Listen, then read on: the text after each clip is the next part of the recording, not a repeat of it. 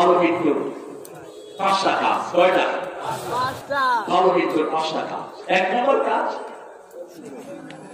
الذين آمنوا ولم يلبسوا إيمانهم بظلم فأولئك لهم الأمن وهم مهتدون। আল্লাহ বলছেন যারা ঈমান আনলো, ঈমানের সাথে কোন জুলুমের পোশাক পরালো না, তাদেরকে আমি নিরাপত্তা দান করব আর তাদেরকে আমি হেদায়েত দিয়ে দেব। জুলুম কাকে বলে? ইন্না শিরকা লা যুলমুন আযীম, সবচেয়ে বড় জুলুম হলো শিরক করা। কি করা? কাউকে হাত দেখালেন, উনি আপনার হাত দেখে বলল তোমার নাম কি গো? আপনি বলেন আমার নাম জালাল আলী। তোমার জন্ম কবে? ডিসেম্বরে। তুমি কুত্তার রাশি। আর যে বলতেছে হলো রিয়াল রাশি, আন্দাজি সব। এরপরে হাত দেখে কয় যে তুমি রবিবারে বাড়ি থেকে বের হবা না, সোমবার দিন তোমার বিরাট ব্যবসা আসবে, মঙ্গলবার দিন তোমার দুশ্মন তোমার পিছনে লাগতে পারে। আন্দাজে কিছু কথা বলে দেয়, অথচ যে বলছে একটু পরে সে রিকশার তলে পরে মারা যায় অথবা বাসের চাকার তলে পড়ে। তো তুমি আরেকজনের ভবিষ্যৎ বলছো, এটার খবর কি? এই গণককে যে হাত দেখায় রাসূল সাল্লাল্লাহু আলাইহি ওয়াসাল্লাম বললেন একবার হাত দেখায় 40 দিন আমল নষ্ট হয়ে যায়। আর যে গণকের কথা বিশ্বাস করে আবার কন্যা দিলাওয়া সবকিছুর সাথে সে কুফরি করলো। কুলক্ষণ সুলক্ষণকে রাসূল বলেছেন এগুলো শিরক। এগুলো কি? বাড়ি থেকে বের হচ্ছে, জামা টাক করেছে, আজকে দিনটা ভালো যাবে না। কালো একটা কাঁদে, দিন খুব খারাপ। কুত্তা কাঁদে, দিন খুব খারাপ, বিপদ একটা আসতেছে। কুত্তা কাঁদে, ভাত খাওয়া দেয়। কাউয়া কাঁদে, খাওয়া দেয়। যে কোনো বিপদ আশঙ্কা হলেই কুলক্ষণ সুলক্ষণ এগুলো সবচেয়ে বেশি হলো আমাদের অন্য ধর্মে। ঠিক কিনা? অন্য ভাইয়েরা এগুলো খুব মানে। রাসূল সাল্লাল্লাহু আলাইহি ওয়াসাল্লাম বলেছেন এই কুলক্ষণ সুলক্ষণ আত্মীয়া নিরাশের, এই কুলক্ষণ সুলক্ষণ যারা মানে তারা মুশরিক, তারা শিরক করে। আল্লাহ ছাড়া অন্য কারো নামে শপথ করা, মাথার কসম, খাওয়ার কসম, বিবির কসম, শরীরের কসম, আল্লাহ ছাড়া যে কসম খালে সে শিরক করলো। মান আহলাফা বিগাইরিল্লাহি ফাকাদ আশরাক। রাসূল সাল্লাল্লাহু আলাইহি ওয়াসাল্লাম বলেছেন আল্লাহ ছাড়া যে কসম কাটবে সে শিরক করলো। আল্লাহ আমাদেরকে হেফাজত করেন। চাইতে হবে কার কাছে? কেউ ফেরেন না খালি হাতে। আলহামদুলিল্লাহ, কত সুন্দর আকীদা।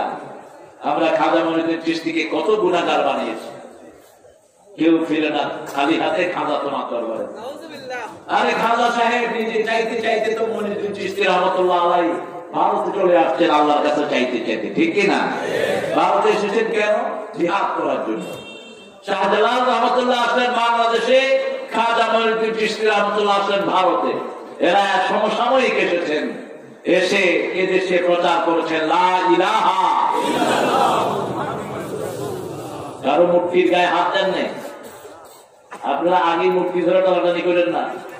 ইব্রাহিম আলাইহিসসালামের ঘরে মূর্তি ছিল, তিনি ভেঙেছেন, তাদের কোনো অসুবিধা নাই।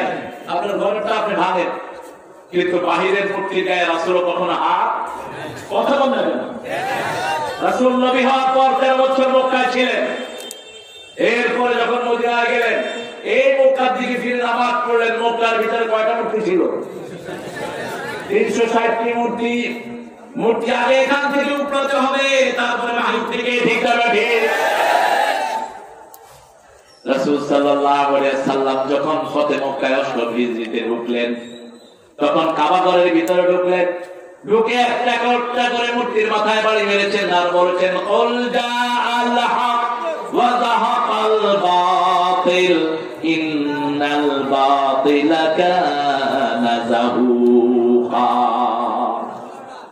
বলো সত্য সমাগত, মিথ্যা উপস্থিত, মিথ্যা অপসারণ হবেই। এই পৃথিবী তাওহীদের পৃথিবী, এই পৃথিবী শিরকের পৃথিবী নয়। এই পৃথিবীর ভিত্তি হলো তাওহীদের উপর, লা ইলাহা ইল্লাল্লাহু মুহাম্মাদুর রাসূলুল্লাহ। রাসূলের তরিকায় আমরা চলবো। রাজি আছি তো? রাজি আছি তো? সারা পৃথিবীর কোথাও কোনো জায়গায় শিরক আমরা বরদাস্ত করব না, কারণ আমাদের মূল শিক্ষাই হলো ওমা আনা মিনাল মুশরিকিন। মুশরিকিন, শিরকের সাথে আমার কোনো সম্পর্ক। প্রথম মৃত্যু, সুন্দর মৃত্যু, একমাত্র উপায় হলো লা ইলাহা ইল্লাল্লাহ। এজন্য রাসূল সাল্লাল্লাহু আলাইহি ওয়াসাল্লাম বলেছেন, এমন একটা সময় আসবে আগুনের টুকরা হাতে রাখা যেরকম কঠিন, ঈমান সঙ্গে রাখা এরকম কঠিন হয়ে যাবে। একটা সময় আসবে, বুখারীর বর্ণনা, আসফা মুমিনান এমসি কাফিরা, সকালে মুমিন থাকবে বিকালে কাফির হবে, আবার বিকালে মুমিন থাকবে সকালে কাফির হবে। সেই সময়টা এখন আছে না নাই? মসজিদে গিয়ে মুমিন হয়, বের হয়ে আবার কি হয়? আফসোস, কি আফসোসটা বুঝেও না কোনটা যে কুফরি, বুঝেও না কোনটা যে শিরক, বুঝেও না, বুঝার চেষ্টাও করে না। এটা বুঝতে হবে, আমাদের কাছে সবচেয়ে দাবি হলো ঈমান, ঈমান এবং ঈমান। সরিষা পরিমাণ ঈমানও যদি কেউ নিয়ে যেতে পারে, আল্লাহ তাকে জান্নাত দিয়ে দিবে। এই ঈমান রাখার জন্য কি করতে হবে? রাসূল সাল্লাল্লাহু আলাইহি ওয়াসাল্লাম বলছেন, এশার নামাজ জামাতে পড়লো আর ফজরের নামাজ জামাতে যে পড়লো, সারা রাত তার নামাজের ভিতরে লেখা হয়ে গেল। এশা যে পড়লো না, ইচ্ছা করে ছেড়ে দিল, ওই রাতে যদি সে মারা যায়, মুমিনের মৃত্যু তার হবে না। যেখানে এক ওয়াক্ত নামাজ ইচ্ছা করে ছেড়ে দিলেন, আর যদি সেটা আসর হয়, সারা জীবনের সব আমল বরবাদ। ওখানে হাদিস, সারা জীবনে যত আমল করেছেন, ইচ্ছা করে আসর ছেড়ে দিলেন, সব বরবাদ হয়ে গেল। আর যদি অনিচ্ছাকৃত আসর ছাড়লেন, যেমন ঘুমিয়ে আছেন, কেউ ডাকলো না, হয় কিনা? কেউ ডাকলো না, আপনার ঘুম ভেঙেছে যখন সূর্য লাল হয়ে গেছে, ওঠে আপনার সময়। যখন উঠে দেখলেন সূর্য লাল হতে নামাজ পড়া যায় না, কিন্তু যখনই আপনি উঠলেন, ওঠে আপনার সময়। ফজরে আপনি সবসময় মসজিদে যান, যাবো তো মসজিদে, দেখি কারা কারা যাবেন না, কারা কারা যাবো, একটু হাত তুলে দেন।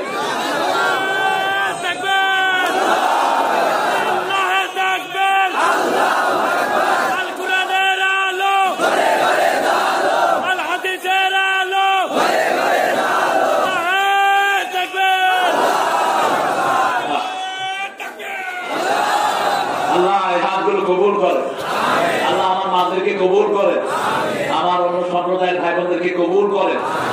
এতগুলো মানুষ যদি ফজরে যায়, ওখানে যে বরকত কি হারে নাজিল হবে। নামাজের প্রাণ হলো ফজর, নামাজের প্রাণ কি? ফজর। একই আয়াতে দুইবার আল্লাহ ফজরের কথা বলেছেন, আবার ফজর নামে একটা সূরা নাজিল করেছেন।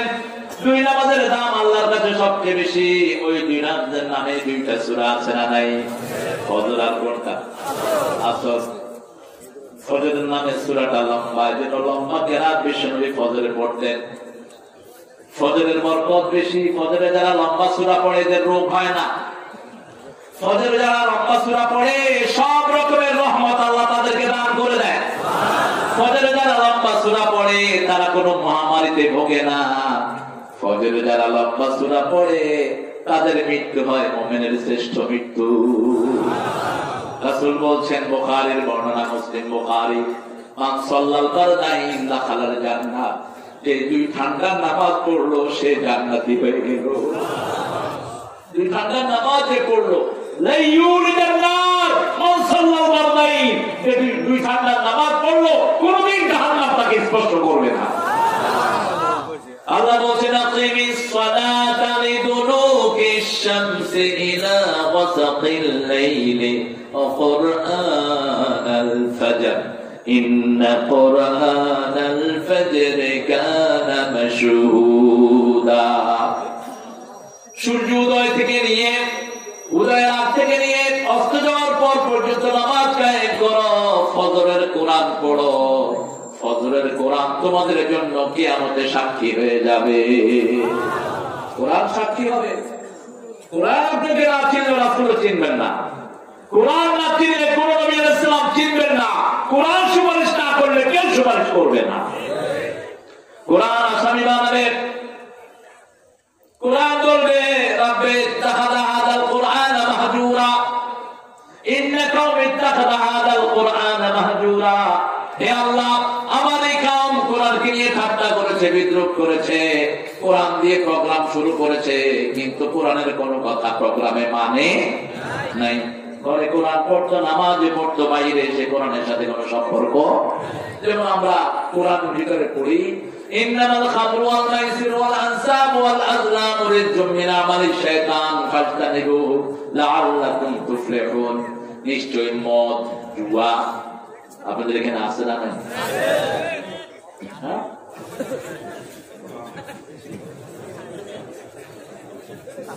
মদ আছে। ইন্না লিল্লাহি ওয়া ইন্না ইলাইহি। তারপরে মদ আসলো কেমনে? ভিতর মদ আসলো কেমনে বলেন? ফালুসের মন্দ আছে, এই একটা কথা কইছেন ভাই। হারে মদ যারা খায়, এই মদটা অবস্থায় যদি মারা যায়, ওর মৌত হয় মুশরিকের মৌত, একদম সোজা জাহান্নাম। এক ঢোক মদ যে খায় 40 দিনের মতো বরবাদ। কেন 40 দিন? আজকে ডাক্তাররা বলছে, যেমন এই যে আমি কি খাচ্ছি, এটা সারা কি দিচ্ছে না, এটা সায় রঙ নাই, কিছুই না, লেবুর মানে কথা। এক ঢোক খেলে এটা এফেক্টটা সারা শরীরে 40 দিন থাকে। এক লোকমা খাবার খেলে ওটা গ্যাসটা সারা শরীরে 40 দিন থাকে। এজন্য রাসূল সাল্লাল্লাহু আলাইহি ওয়াসাল্লাম বলছেন, এক লোকমা যে হারাম খায় 40 দিনের মধ্যে তা বরবাদ হয়ে যায়। কিন্তু যদি ভিতরে না যায় তাহলে ঠিক আছে। যেমন আবু বকর রাদিয়াল্লাহু আনহু একজন গোলাম ছিলেন, আজাদ করে দিলেন, তার ঘরে গিয়ে প্রায়শ তিনি খেতেন। বুখারী থেকে বলছি, খাওয়ার আগে জিজ্ঞেস করতেন, তুমি এই রিজিকটা কিভাবে এনেছো? তিনি বলতেন, তারপরে খেতেন। আজকে পেটে ক্ষুধা ছিল বেশি, দিয়ে খাওয়া শুরু করেছেন। মুখে দিলেন, এখনো গিলেন নাই, অথবা একটু একটু পানি গেল। এই অবস্থায় জিজ্ঞেস করলেন, এই খাওয়াটা কিসের পয়সা দিয়ে কিনেছো? তিনার গোলাম বললেন, আমি আইয়ামে জাহেলিয়াতের সময় হাত দেখা পয়সা নিতাম, একজনের কাছে পয়সা বাকি ছিল, সেই পয়সা দিয়ে আমি খাওয়ার কিনেছি। হালাল না হারাম? এইটুকু হালাল না হারাম? তিনি খাওয়া মুখে দিলেন, বমি করলেন, মুখে নিতে আঙ্গুল দিয়ে লালা ফেললেন, রক্ত পর্যন্ত বের করে দিলেন। রাসূল সাল্লাল্লাহু আলাইহি ওয়াসাল্লামের কাছে গিয়ে বলেন, ইয়া রাসূলুল্লাহ সাল্লাল্লাহু আলাইহি ওয়াসাল্লাম, আমি যেটা একটু খেয়ে ফেলেছি, আমার কি অবস্থা হবে? রাসূল বললেন, খাওয়ার আগেই তো তুমি বমি করে ফেলে দিয়েছো, খাওয়া ভিতরে যায়নি, আল্লাহ তোমারে মাফ করে দিবেন। আপনি কোন খাওয়া যদি অবচরে খেয়ে ফেলেন, জানলেন না হালাল কি হারাম, সাথে সাথে কোন আলেমের কাছে যান, হক্কানি আলেম। হক্কানি আলেম আর হলো হুকুমি আলেম, বুঝলেন কথা? একটা হলো হক্কানি, আর একটা হুকুমি। শকুনি বেশি, শকুন শকুন শকুন দিলেন তো, শকুনে কি খা? কিছু আলেম আছে বসে খা, পয়সা খোর, যেগুলো আলেম, এগুলো আলেম, এগুলো পান্না। পয়সা বিক্রি হোক, পয়সায় ফতুয়া দাও, পয়সায় যারা বিক্রি হয় এদের মৌত, মুমিনের মৌত হবে না, অত্যন্ত কঠিন। আব্দুল কাদের জিলানী রাহমাতুল্লাহ আলাইহি, ওনার বাগদাদের প্রেসিডেন্ট 5 বার খবর দিলেন, একবার তিনি গেলেন না। কোন দুনিয়াদার নেতা যদি খবর দেয় যে বেনামাজি, তাকে সাড়া দিবেন না। যত পয়সা মালিক হও তুমি, কারণের চেয়ে তোমার পয়সা বেশি হয়নি। কত পয়সা মালিক হয়েছে তুমি? আমার কাছে বিভিন্ন মাহফিল থেকে লোকেরা আসে, কয়েকজন হুজুর খুব পয়সার মালিক। কি হয়েছে তাতে? আমার পয়সার মালিককে আমি করবো? অধিকাংশ পয়সা আলাগুলো ঠিকঠাক হয়, অধিকাংশ পয়সা আলাগুলো বিভিন্ন বাজে কিসিমের হয়। গরিবের মন সুন্দর, গরিবরা তাড়াতাড়ি জান্নাতেও যাবে। পয়সা আলাদের 500 বছর আগে গরিবেরা জান্নাতে গিয়ে বসে থাকে। রাসূল সাল্লাল্লাহু আলাইহি ওয়াসাল্লাম গরিব হয়ে গর্ব করতেন, আল ফাকরু ফাখরি, দরিদ্রতা আমার গর্ব, দরিদ্রকে আমি গর্ব বোধ করি।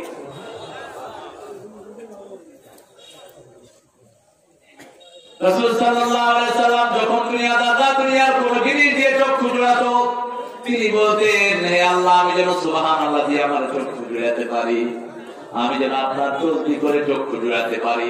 দুনিয়ার সব জিনিস দুনিয়া থেকে যাবে, কিন্তু সুবহানাল্লাহ আপনার সাথে কবরে চলে যাবে। পয়সা যত বেশি হিসাবও তত। কোন পয়সা দোকানদার সহজে বাজার থেকে আসতে পারে? কথা কর না কেন? যায় কখন? সকালে আসে কখন? হিসাব করতে করতে। এরপরে ঘরে এসে ঘুম নাই, কি হয়েছে? ঘুম আসে না। ঘুম আসবেও না তোমার, পয়সা তো জাকাত দাও নেই, পয়সা তো গরিবের হক দাও নেই, তোর ঘুম আসবেও না, ওর খাওয়াও নাই ঘুমও নাই, হা করে থাকবে। আর গরিব মানুষ পেটে একটু ক্ষুধা, তারপরে ঘুম আসে না নাই। আর খাওয়া যখন খায় তখন তো মাশাআল্লাহ 2 কেজি গোস্ত খায়, কয় আর কেজি নিয়ে আস। শুধু মজা আর মজা, আর পয়সার মুখে কোনো মজা। যাও খায়, যাও আঙ্গুলকে যাও, যাওই খাইবা। তোমরা দুনিয়া তো অসহায়, পরকালেও অসহায়। আর আমরা আল্লাহর কাজ করবো। কার কাজ? তবে কোন হারাম খাবো না। আল্লাহ হারাম থেকে হেফাজত করেন। একটা দোয়া করতেন হালালের জন্য, দোয়াটা করে সামনে দিকে যাচ্ছে। আকফিনি বলেন, আল্লাহুম্মা আকফিনি বিহালালিকা আন হারামিকা আগনিনি বিফাদলিকা আম্মান সিওয়া। এটা ফজরে পড়বেন, সন্ধ্যায় পড়বেন, এগুলো রেগুলার পড়বেন। যালিকুমুর রিবা, যালিকুমুর রিবা, যালিকুমুর রিবা। এগুলো হলো আপনাকে বর্ডার যেরকম সুন্দর পাহারা দিয়ে রাখে, এই দোয়াগুলো আপনাকে এরকম পাহারা দিয়ে রাখবে। সুবহানাল্লাহ 33 বার, আলহামদুলিল্লাহ কয়বার? 34 বার, আল্লাহু আকবার 33 33 34। আর শেষে পড়লেন লা ইলাহা ইল্লাল্লাহু ওয়াহদাহু যালিকুমুর রিবা। রাসূল বলেন এটা হলো তোমাদের জন্য সুন্নের পাহারা।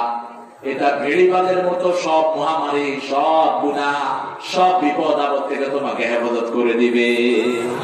3টা আমল বুখারীতে রাসূলুল্লাহ বললেন, 3টা আমল গুনাহ কমিয়ে দেয়, গুনাহ কমায়, সব শুধু বাড়ায়। ইসবাতুল ওযু আলাল মাকারিহ, কষ্ট হচ্ছে তবু সুন্দর করে ওযু করা, সুন্দর করে ওযু করা। ওযুর পানি যত জায়গায় লাগবে, কিয়ামতের ময়দানে সূর্যের আলো চেয়ে চাকচিক্যময় হয়ে যাবে। 2 নাম্বার কাসরাতুল খুতুওয়াত ইলাল মাসাজিদ, ওদিক কদমে হেঁটে মসজিদে যাওয়া।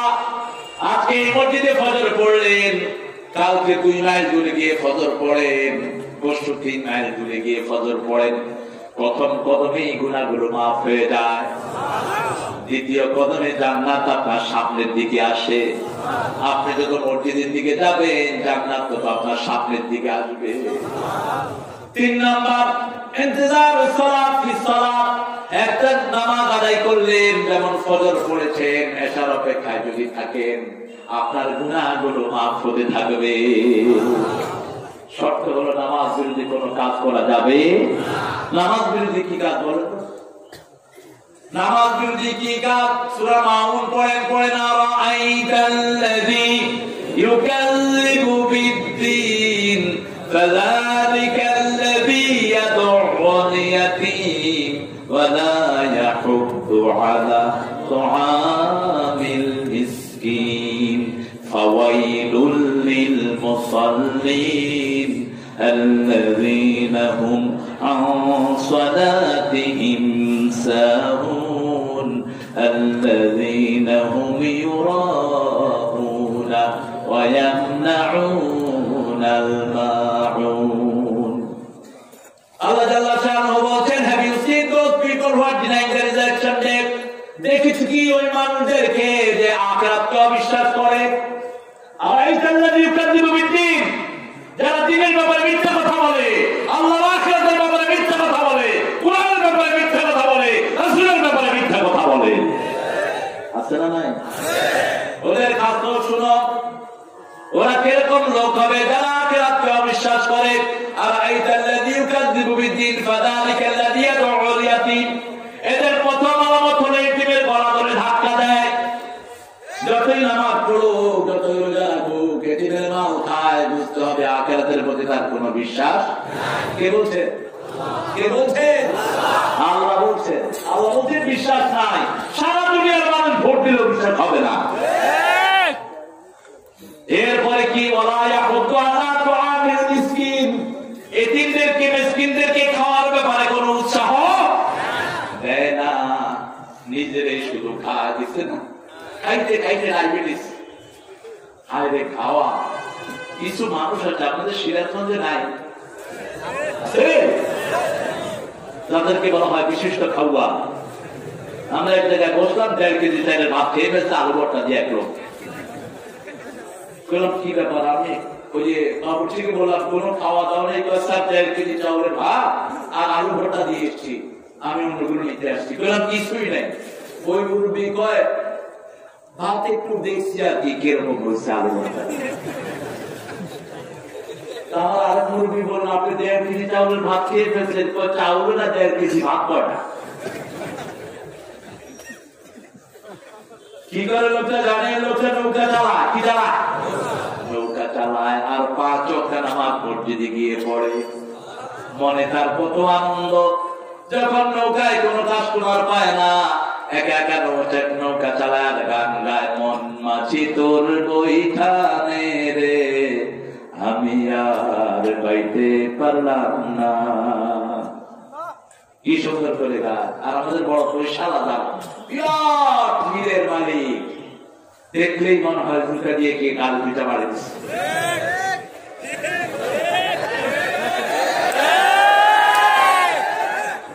সালাম দিবেন,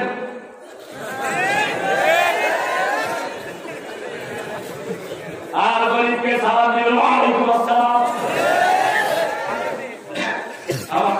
আমার বাড়ির পাশে এক রিক্সা চালক চাচা ছিলেন, প্রতিদিন ফজরের লোকদেরকে ডাকতেন আসসালাতু খায়রুম, ঘুম থেকে নামাজ ভালো, ঘুম থেকে কানে এখনো বাজতে শোনার কথাগুলো। ওনাকে সালাম দিয়ে বলছেন দৌড়ের জন্য প্রস্তুত শুনেছিলাম তো, সালাম দিলে এমন জোরে উত্তর দিত দৌড় দিতাম। তো বড় হয়ে বললাম চাচা আপনি এত জোরে সালামের উত্তর দিতেন কেন? কয় বাবা আল্লাহ কোরআন শরীফে বলছে ইযা হুইয়িতুম বিতাহিয়াতিন ফাহাইয়ু আহসানা মিনহা আও রুদ্দুহা, যখন সালাম নিবা এভাবে দেয় তার চেয়ে ভালো করে উত্তর দিবা। কত সুন্দর কোরআন আমল করতেন। তোলাকে আমি প্রায় বলতাম চাচা আপনি কি খান? কয় বাবা গরিব মানুষ যা পাই তাই খাই, হালাল খাই। 5 ওয়াক্ত নামাজ পড়তেন, কাস্টমারকে দাঁড়িয়ে রেখে মসজিদে চলে যেতেন, বলতেন ভাই ভয় নামাজ পড়েন নাহলে বয়ে থাকেন, নামাজ পড়তেন। তো বললাম আজকে কি খেলেন? 7 প্লেট ভাত খাইছি, তরকারি ভালো হবে কি বুঝে? 7 প্লেট ভাত খাইছে, তরকারি ভালো হয়। তো আমি বললাম চাচা কিছু খাবেন? বাবা রসগোল্লা খাই না বহুদিন। আমি চিন্তা করলাম চাচার একটু খাওয়াই, 1.5 কেজি রসগোল্লা আনলাম। রসগোল্লা শেষ, দৌড় খাইতেছে। গোল্লা কই তো শেষ, গোল্লা শেষ, দোলও শেষ। এটা হলো নামাজের বরকত, ঠিক না ঠিক? কারণ এই দুনিয়াতে সবচেয়ে বড় নিয়ামত হলো ভালো শরীর।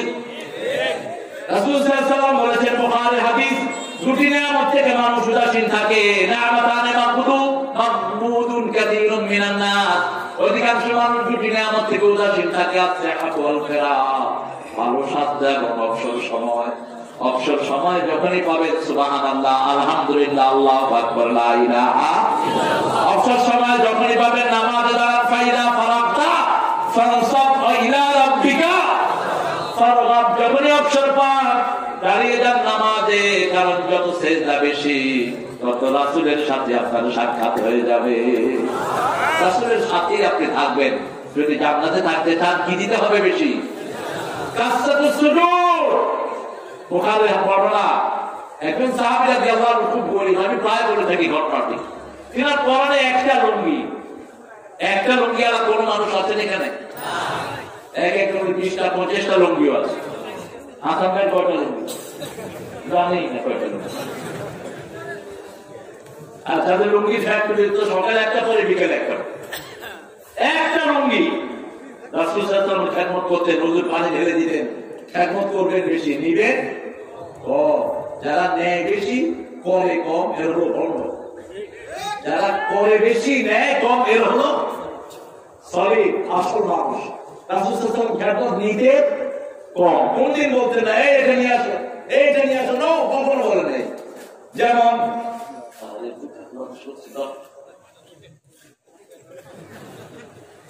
এভাবে বাতাস নেওয়া যায় না ঈশ্বরটাতে। আমি কোন হাদিসে পাইনি যে একটু সামান্য একটু পড়াশোনা আলোচনা করছি যে রাসূল সাল্লাল্লাহু আলাইহি ওয়াসাল্লাম বসছেন আর সাহাবীরা বসে বসে বাতাস করছে। মক্কা শরীফে গরম বেশি না কম? ছিল না, গরম বেশি, সেখানে তো ছিল না। আহা, আমাদের কত আরাম। আমি মাগরিবের নামাজ পড়েছি, কোথায় জোহর পড়েছি এখানে, তো কপালে একটু ভালো লাগছে, 15-20 জনে বুঝতেছে হুজুর কপালে ভালো হয়ে গেছে, ভালো হয়েছে। আরে ভাই, রাসূলের কপালে কাদা লাগতো, কাদা পালুয়ার পানিতে মিলে যেটা হয় ওটা নাম আপনারা কি করেন? কাদা। রাসূলের সেজদায় কাদা আছে। ফিরোজ ভালো ছেলে, কাদা লাগছে কখন? বুখারী হাদিস, লাইলাতুল কদর কোন সময় হবে এটা আল্লাহ জানিয়ে দিয়েছেন। উনি বেরিয়েছেন এটা বলবেন সাহাবায়ে কেরাম। 2 রাকাত নামাজ পড়লেন, ওই নামাজের ভিতরে সাহাবায়ে কেরাম ঝগড়া লেগে গেলেন কি নিয়ে? রাসূল সাল্লাল্লাহু আলাইহি ওয়াসাল্লাম সালাম ফিরালেন, কপালে কাদা মাটি লাগানো, রাহমাতাল লিল আলামিন। যে কপালের সেজদা করলে ওই সেজদা আরশের সামনে চলে যেত, সেই কপালে কাদা লাগা। রাসূল সাল্লাল্লাহু আলাইহি ওয়াসাল্লাম বললেন, তোমরা ঝগড়ার কারণে আল্লাহ আমাকে ভুলিয়ে দিয়েছেন, ঝগড়া করবেন না। আজকে মুসলমানের ঝগড়ার কারণে সব নিয়ামত চলে যাচ্ছে, মুসলমানদের ঝগড়ার কারণে কাফেররা কোথায় বসে আছে, মুসলমানদের ঝগড়ার কারণে সারা পৃথিবীতে মুসলমানদের নেতৃত্ব হারা হয়েছে। আমার টুপিদানিওয়ালা ভাই আমার ভাই, আমার মসজিদে গিয়েছে ওটা আমার ভাই, ঠিক কিনা? টুপিদারি যেখানে আমি আছি, নামাজ আছে যেখানে আমরা আছি, আমার ভাই চরমনায়, আমার ভাই শশীরা, আমার ভাই জামাত ইসলামী, আমার ভাই আওয়ামী লীগ, আমার ভাই বিএনপি, আমার ভাই মসজিদে গেছে, ও আমার কি? ও আমার কি ভাই? এই যে কোরআনের মাহফিলে সহযোগিতা করছে, আমার কি ভাই? আল্লাহ কবুল করুন। 3টা জিনিস শক্তির ভিত্তি, কয়টা? 3টা বুখারী হাদিস, মান সাল্লা সালাতানা ওয়া ইস্তাকবালা কিবলাতানা ওয়া কালা যাবিহাতানা ফাযালিকাল মুসলিম ফি জিম্মাতিল্লাহি ওয়া রাসূলি। যে আল্লাহর নিয়মে জবাই করা খাবে, আল্লাহর কিবলাকে কিবলা মানবে, 5 ওয়াক্ত নামাজ কায়েম করবে, সে মুসলিম, সে আল্লাহর জিম্মায় আছে, রাসূলের জিম্মায় আছে। আল্লাহু আকবার। আমরা ভাই ভাই কোনো দুশমনি করব? আমার কোন ভাইয়ের বিরুদ্ধে কেউ কথা বলবে, আমি তার বিরুদ্ধে দাঁড়াবো। আমার রাসূলের মানচিত্র যারা ব্যঙ্গচিত্র এঁকেছ, কুত্তাকে নিকৃষ্ট জীবন তোমাদের হবে।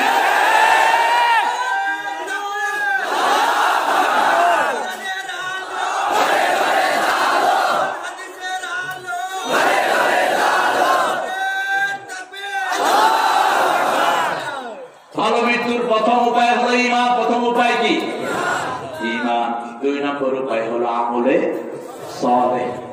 আল্লাহ বারবার করে কোরআন শরীফে বলেছেন, ইন্নাল্লাযীনা আমানু ওয়া আমিলুস সালিহাতি কানাত লাহুম জান্নাতুল ফিরদাউসি নুজুলা। আল্লাহু আকবার। যারা ঈমান এনেছে, নিশ্চয়ই যারা ঈমান এনেছে, আমলে সালেহ করেছে, আমি জান্নাতুল ফিরদাউসের মেহমানদারি তাদের জন্য রেখে দিয়েছি। নুজুলা, মেহমানদারি। সুবহানাল্লাহ। জান্নাতের মেহমানদারি কে রেখেছেন? আল্লাহ রেখেছেন। এখন আমলে সালেহ কাকে বলে? আল্লাহ সূরা কাফের শেষ আয়াতে বলেন, মান কানা ইয়ারজু লিকা রাব্বিহ ফালইআমাল আমালান সালিহা ওয়া লা ইউশরিক বিইবাদাতি রাব্বিহ আহাদা। যে চায় আল্লাহর সাথে সাক্ষাৎ করতে, আপনারা চান নাকি? সাক্ষাৎ করতে চান? আল্লাহ বলছেন হাদিসে কুদসি, যে আমার সাথে সাক্ষাৎ করতে চায়, আমি আল্লাহ তার সাথে সাক্ষাৎ করতে চাই। সেজন্য আমলে সালেহ করে। আর আমলে সালেহের সবচেয়ে বড় শর্ত হলো লা ইউশরিক বিইবাদাতি রাব্বিহ আহাদা। আল্লাহর ইবাদতে আল্লাহর সাথে কাউকে শরীক করা যাবে। যেমন নামাজ পড়তে যাচ্ছেন, মনে মনে চিন্তা, আমি যদি সেজদাটা একটু লম্বা করি, মানুষ বলবে কি সুন্দর নামাজ পড়ে। নামাজ কি হয়ে গেল? শিরক হলো, ছোট শিরক। এটা নাম কি? শিরক। মানুষকে দেখানোর জন্য কাজ করে। যেমন মেয়ের নাম রাখছে রিয়া। রিয়া মানে কাউকে দেখানোর জন্য কিছু করা, কোন মানুষের দেখানোর জন্য কোন কাজ করা হলো ছোট শিরক। এটা কি শিরক? ছোট শিরক। আর আল্লাহ ছাড়া মাজারের কাছে সন্তান চাওয়া, এটা কোন শিরক? আল্লাহ ছাড়া অন্য কাউকে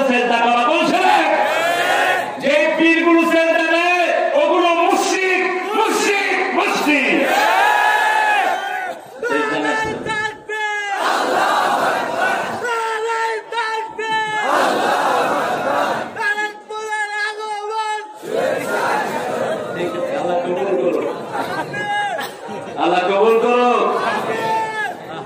এরকম আরেকটা ছেলে আমার এক মাহফিলে থাকে, ওদিকে আল্লাহ কবুল করো, আল্লাহ বলেন আমিন। আরে সেজদা নেয়, সেজদা নেয়, আছে না? কথা বল নাকি? সেজদা একমাত্র কাকে করতে হবে? সূরা ফুসসিলাতের ভিতরে আল্লাহ বলছেন আমিন আয়াতিহিল লাইল ওয়ান নাহার ওয়াশ শামসু ওয়াল কমার লা তাসজুদু লিশ-শামসি ওয়া লিল কমার উসজুদু লিল্লাহি ইয়্যাহু তা'বুদুন। আল্লাহ তাআলার আয়াত হলো রাত, দিন, চাঁদ এবং সূর্য। এই যে রাত হলো কার নিদর্শন? এই যে রাত কুয়াশায় আচ্ছন্ন হয়ে গেল নিদর্শন কার?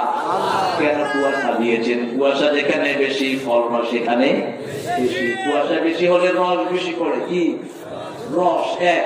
কুয়াশা বেশি হলে বিভিন্ন ফলে মিষ্টি হয় বেশি। কুয়াশা বেশি হলে ফল হয় বেশি।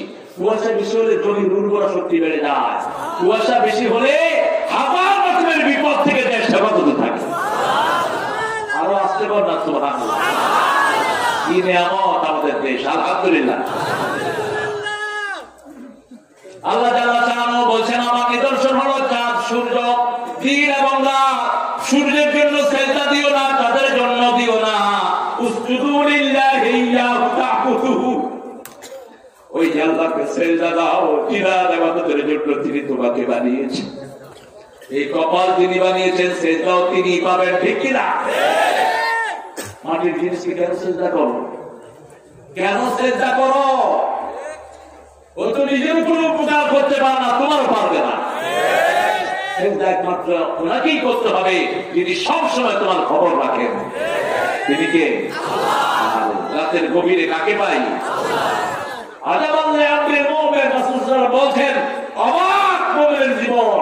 মোমেন যখন বিপদে পড়ে সাবারা, যখন আনন্দে থাকে সাকারা, যখন বিপদ আসে বলে ইন্না লিল্লাহি ওয়া ইন্না ইলাইহি। মোমেনের সব গুনাহ মাফ করে দেন কে? আর যখন খুশিতে থাকে পড়ে আলহামদুলিল্লাহি রাব্বিল আলামিন। প্রশংসা করলো কার? সে আল্লাহর প্রশংসা করলে নিয়ামত বাড়িয়ে দেন কে? সেজন্য আল্লাহ জাল্লা শাআনহু বলছেন দ্বিতীয় ভালো মৃত্যুর উপায় হলো আমলে সালেহ। দ্বিতীয় ভালো মৃত্যুর উপায় হলো নিকটাত্মীয় সম্পর্ক রক্ষা করা। কি সম্পর্ক? নিকটাত্মীয় সম্পর্ক রক্ষা করা। সূরা বাকারার 177 নম্বর আয়াতে আল্লাহ বলেন ওয়াতাল মালা আলা হুব্বিহি যাবিল কুরবা ওয়াল ইয়াতামা ওয়াল মাসাকিন ওয়া ইবনিস সাবিল। আল্লাহু আকবার। আল্লাহর ভালোবাসায় নিকটাত্মীয়কে টাকা দান করবে, পয়সা দান করবে, সম্পদ দিবে, জমি দিবে, কাপড় দিবে, পয়সা দিবে। মানুষ মারা যায়, মেজদানি খাওয়ায় 3 দিন আর 40। এটাকে কুফরি বলেছেন বিশ্বনবী সাল্লাল্লাহু। আপনারা রাগ করেন না, খুশি হন জানি না। 3 দিন যেটা করে আর 40, এটা আমাদের থেকে আসেনি, এটা আসছে অন্য ধর্ম থেকে। এটা করবেন না, খবরদার। মুসলিম শরীফের সহিহ বর্ণনা, দুটি কাজ করে আমার উম্মত কুফরি করে। একটা হলো বংশ ধরে গালি দেয়, যেমন জিরা ধরে গালি দেয়, এবং জিরা লোক খারাপ। তুমি কোন এলাকার লোক? আমি হলাম শাহাদাতপুরের বাজে। তুমি কোন এলাকার? তালগাছিয়া আলতু আছে না? খবরদার। আপনি কোন ব্যক্তি যদি খারাপ হয়, ওই ব্যক্তির খারাপিও তখন বলবেন যখন ব্যক্তিটা জালেম হয়, যখন ব্যক্তিরা অন্যের অধিকার নষ্ট করে, ঠিক কিনা? এর আগে ওর দোষ বলাও যায়। যেমন কিরকম একটা এলাকার চেয়ারম্যান, তিনি বংশুর ভোটে দাঁড়াইছে, আপনি বলবেন এটা বংশুর, এটারে ভোট দিও না। যদি সেটা, কারণ উনি যদি দাঁড়ায় আবার হাজার হাজার মানুষের কম চুরি করবে, মানুষকে বাঁচানোর জন্য ওনার ভুলটা বলবেন। আর যদি ভালো মানুষ আমার হাসান ভাইয়ের মতো মাহফিল গুলোকে সহযোগিতা করে, বলবেন হাসান ভাই যেখানে কোরআন হাদিস, হাসান ভাইয়ের মার্কা কোরআন হাদিস মার্কা, সাহায্য করে না? কথা বলবো আসার পরে তো আমাদের দেখা করতে গেল। অনেক প্রশাসনিক চাপ আজকে দেশের অবস্থা তো বুঝতেছে। আশেপাশে কোনো মাহফিল হচ্ছে না, এটা হচ্ছে কেন? বুঝলেন না? হাসান ভাই দায়িত্ব নিয়েছে, আলহামদুলিল্লাহ। যে অফিসাররা সাহায্য করেছেন আল্লাহ তাদেরকেও কবুল করেন। আমাদের ওসি সাহেব, তারপরে সিআইডি, সিবি, এনএসআই অফিসার অনেক রিস্ক নিয়ে কাজ করে, আল্লাহ ওদেরকে ইসলামের জন্য কবুল করেন, ওদের পরিবার পরিজনকে সব বিপদ মুসিবত থেকে হেফাজত করে দেন। আর যারা মাহফিল বন্ধ করে দিয়েছো আল্লাহ যেন তাদেরও বিচার করে দেন।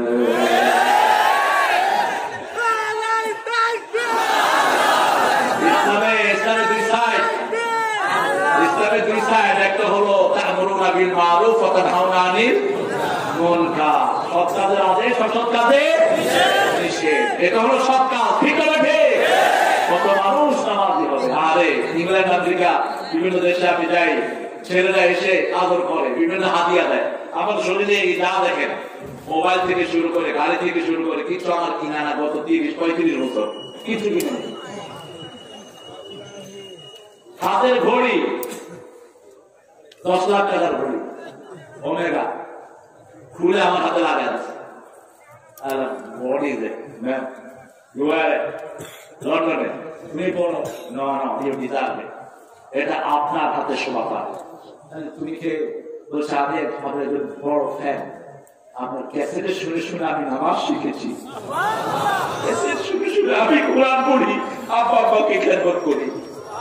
কত বড় পাওনা! আর এই অর্জন গুলো শেষ হয়ে যায়, আমাদের হুজুরা পয়সা নিয়ে ঠেলাঠেলি করতে, এত দিলি না কেন, এত কম দিলি কেন, এত পয়সাটা না, এটা করবো না। আপনি মাহফিল কমিটির উপর চাপিয়ে দেন যে আপনারা কি আপনাদের মেহমানদারি করবেন, আসলে করেন। একটু ঢাকা থেকে আসবে, খরচপাতির ব্যাপার আছে না নাই? কথা বলেন। কিছু জায়গা আছে এমন, হুজুর 10,000 টাকা গাড়ি দিয়ে আসছে কুষ্টিয়া থেকে, হুজুর হাতে দিচ্ছে 5,000, হুজুরের পকেটে দিয়ে গেল।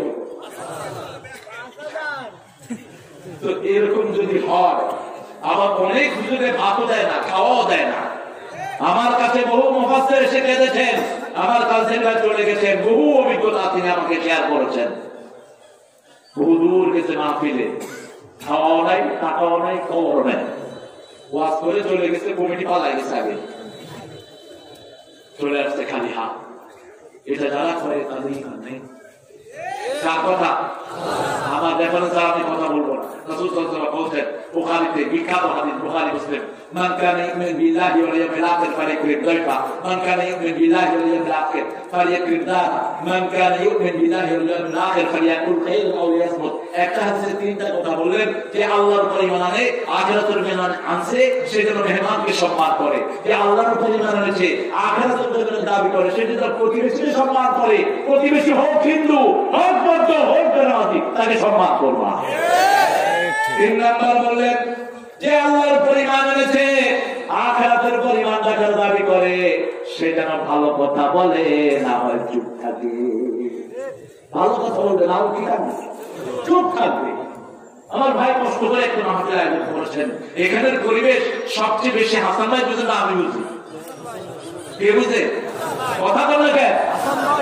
ওনার জনগণ, উনি বুঝেন, ওনার পরামর্শ আমাকে রাখতে হবে। এটাই আদব, এটাই কি আদব। আল্লাহ আমাদের সবাইকে কবুল করুন। তাহলে 3 নম্বর হলো আত্মীয়তার সম্পর্ক রক্ষা করা। যদি দান দিতে চান, আপন ভাইকে দেন, আপন বোনকে দেন, ভাই বোনকে যাকাতও দেয়া যায়, তবে বলার কোনো দরকার বলে দিবেন না আমার উপর ছিল সমাজের উপর, আমার টাকা বেশি বিদ্যুৎ নেই, 10 টাকা দিলাম, ভাইয়ে কি তুই জাকাত দিলা। আত্মমর্যাদা বোধ আছে না নাই? শরীয়ত কত সুন্দর দেখেন। আপনি যদি ভাইকে জাকাত দিতে চান, জাকাত বলে দিবেন না, গোপনে কি করবেন? গোপনে ভাই এই টাকাটা আপনি রাখেন, এই টাকাটা আপনি রাখেন, আপনি খরচ করেন। আপনার গোপনটা জানেন কে? আপা আমাকে জাকাত দেয়া যায় নাই, এটা অসম্মান করা হয় পিতামাতা। পিতামাতাকে জাকাত দেয়া যায়, কোন নবী আলাইহিস সালাম জাকাতের পয়সা খায়নি, রিজার পয়সাও খায় নাই। খবরদার, রিজা কোনো হুজুরে দিবেন না, রিজা দিবেন ইন্নামাস সাদাকাতু লিল ফুকারা ওয়াল মাসাকিন ওয়া ইবনিস সাবিল ওয়াল আমিনিনা আলাইহা।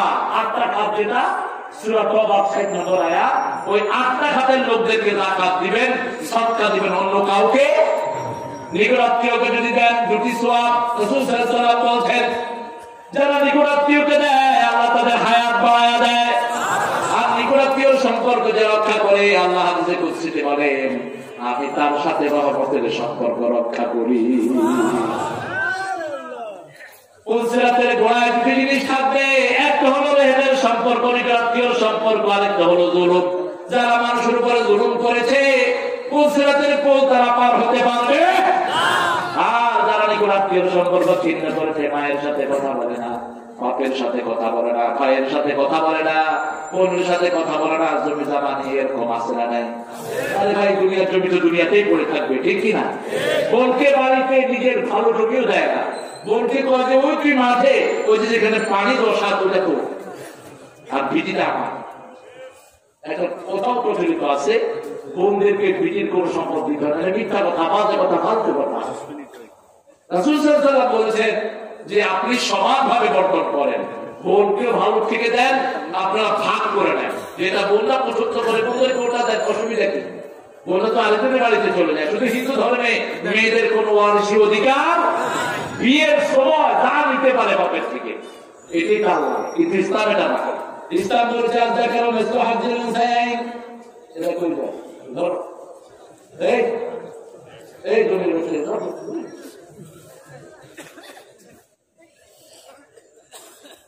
যাও। ফিরোজ মায়ের সাথে দেখা করতে যাচ্ছে, কষ্ট হচ্ছে আপনাদের? কতক্ষণ থাকবেন? সারাই সারাই ফজর নামাজ কাজ হবে, কাজে করবেন।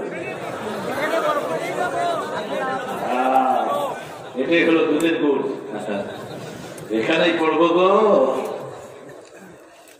3 নাম্বার গেল। 4 নাম্বার মানুষের হক দেয়া, পশু প্রাণীর হক দেয়া, বিভিন্ন মানুষের হক, পশু প্রাণীর হক। কুকুর বাড়িতে থাকে, কুকুরকে খাওয়া দিবেন, কিন্তু ঘরের ভিতরে কুকুর আনবেন না। যারা কুকুর ঘরে নিয়ে যায় রাসূল বলেছেন 1 কেরাত সওয়াব কমে যায়। 1 কেরাত পানি হলো জাবালাতাইনি আযীমাতাইন, দুইটা বিশাল পাহাড় পরিমাণ সওয়াব আমল থেকে চলে যাবে। আর যারা জানাজায় হাজির হয় 1 কেরাত সওয়াব, গোসলে হাজির হয় 1 কেরাত, দাফনে হাজির হয় 1 কেরাত। এই ফুল কাজটা যে করবে 3 কেরাত সওয়াব আল্লাহ তাআলা আমল নামায় দান করে দিবে। নিকটাত্মীয় হক। 4 নম্বর হলো পালা প্রতিবেশী পশু প্রাণীর হক। একটা বিড়ালকে না খাওয়া বনি ইসরায়েলের একজন মহিলা বেঁধে রেখেছেন, ওই মহিলা জাহান্নামী হয়েছে। আর বনি ইসরায়েলের এক মহিলা, প্রত্যেক মহিলা শরীর বিক্রি করে জীবিকা নির্বাহ করত। একদিন দুপুর বেলায় বসে আছে, একখানে দেখে একটা কুকুর পানির পিপাসায় কাতরাচ্ছে, নিজের কাছে কোনো পাত্র নেই, নিজের ওড়নাটা একটা শুকনা স্যান্ডেলে বেঁধে ওই স্যান্ডেলটা কুকুরের ভিতরে ছেড়েছে। স্যান্ডেল ভিজে পানি উঠেছে, চিপিয়ে চিপিয়ে কুকুরের মুখে দিচ্ছে। কুকুর পানি খেয়ে কৃতজ্ঞতা প্রকাশ করছে। মহিলার হৃদয়ে পরিবর্তন শুরু হয়ে গেল। আহারে, সামান্য ময়লা পানি খেয়ে কুকুর এত শুকরিয়া আদায় করছে, আর যে আল্লাহ আমাকে এত সুন্দর শরীর দিলেন, এত কিছু নিয়ামত দিলেন, আমি কিভাবে সে আল্লাহর নাফরমানি করি?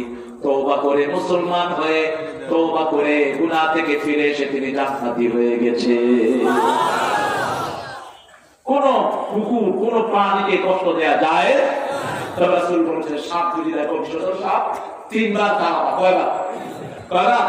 3 বার বলবেন, আওয়াজ করবেন। যদি না যায় বুঝতে হবে ওটা সাপ, আর যদি চলে যায় বুঝতে হবে ওটা জিন। ওটা কি? জিন। আমি খুব ছোট তখন ক্লাস 3 থেকে কি 4 এ পড়ি, আর স্কুলে প্রথম ভর্তি 3 তে। তো আমার আম্মা হাত পাচ্ছিল, উনি খুব সাহসী মহিলা ছিল। পাটাতন থাকে না, পাটাতন আমরা কি বলে, ওই যে উপরের থেকে ওই যে টিনের ঘরের নিচে যে দেয় কাটে, পাটাতন। ওই পাটাতন থেকে একটা সাপ পড়ে এরকম আমার দিকে সতত ধরে আছে, পোখরা। আম্মা এইভাবে ধরে বলছে, হ্যাঁ 3 বার বললেন, আস্তে মানে চলে গেছে।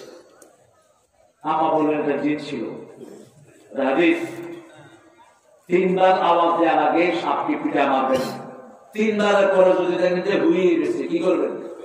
ভালো করে সবাই আগে বুঝলেন। যদি বোকরা হয় ল্যাস ধরে আপনি ঘুরে গেছে। বোকরা যে কোনো সাপের ল্যাস ধরলে সাপা উল্টা দিকে ফিরে আসতে পারে না। এরকম করে সোজা করে ধরে গাছের সাথে বাড়ি মেলে শেষ। চোখে চোখ রেখে সাপের চোখে যদি চোখ রাখেন সাপ আপনাকে আমার দিবে না কখন। যখনই লড়বেন তখনই সবল মারবে। আর দোড়া সাপ হলে তার পথে হাতে প্যাঁচা আমার দিকে চলে যাবে।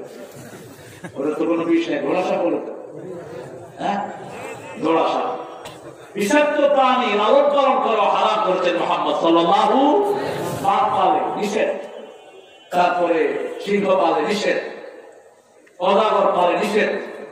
ইউটিউবে অনেক ফিচার এসেছে।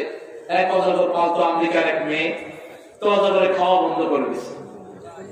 ডাক্তারের কাছে গিয়েছে, ডাক্তার বলেছে do you sleep with this python, তুমি এটার সাথে কি ঘুমাও? বলছে yes I sleep with this python, আমি এটার সাথে ঘুমাই। ওকে, she is targeted to eat you, to swallow you up. Is not trying to make his tummy empty. এই সাপ টার্গেট করেছে তোমারে খাবে।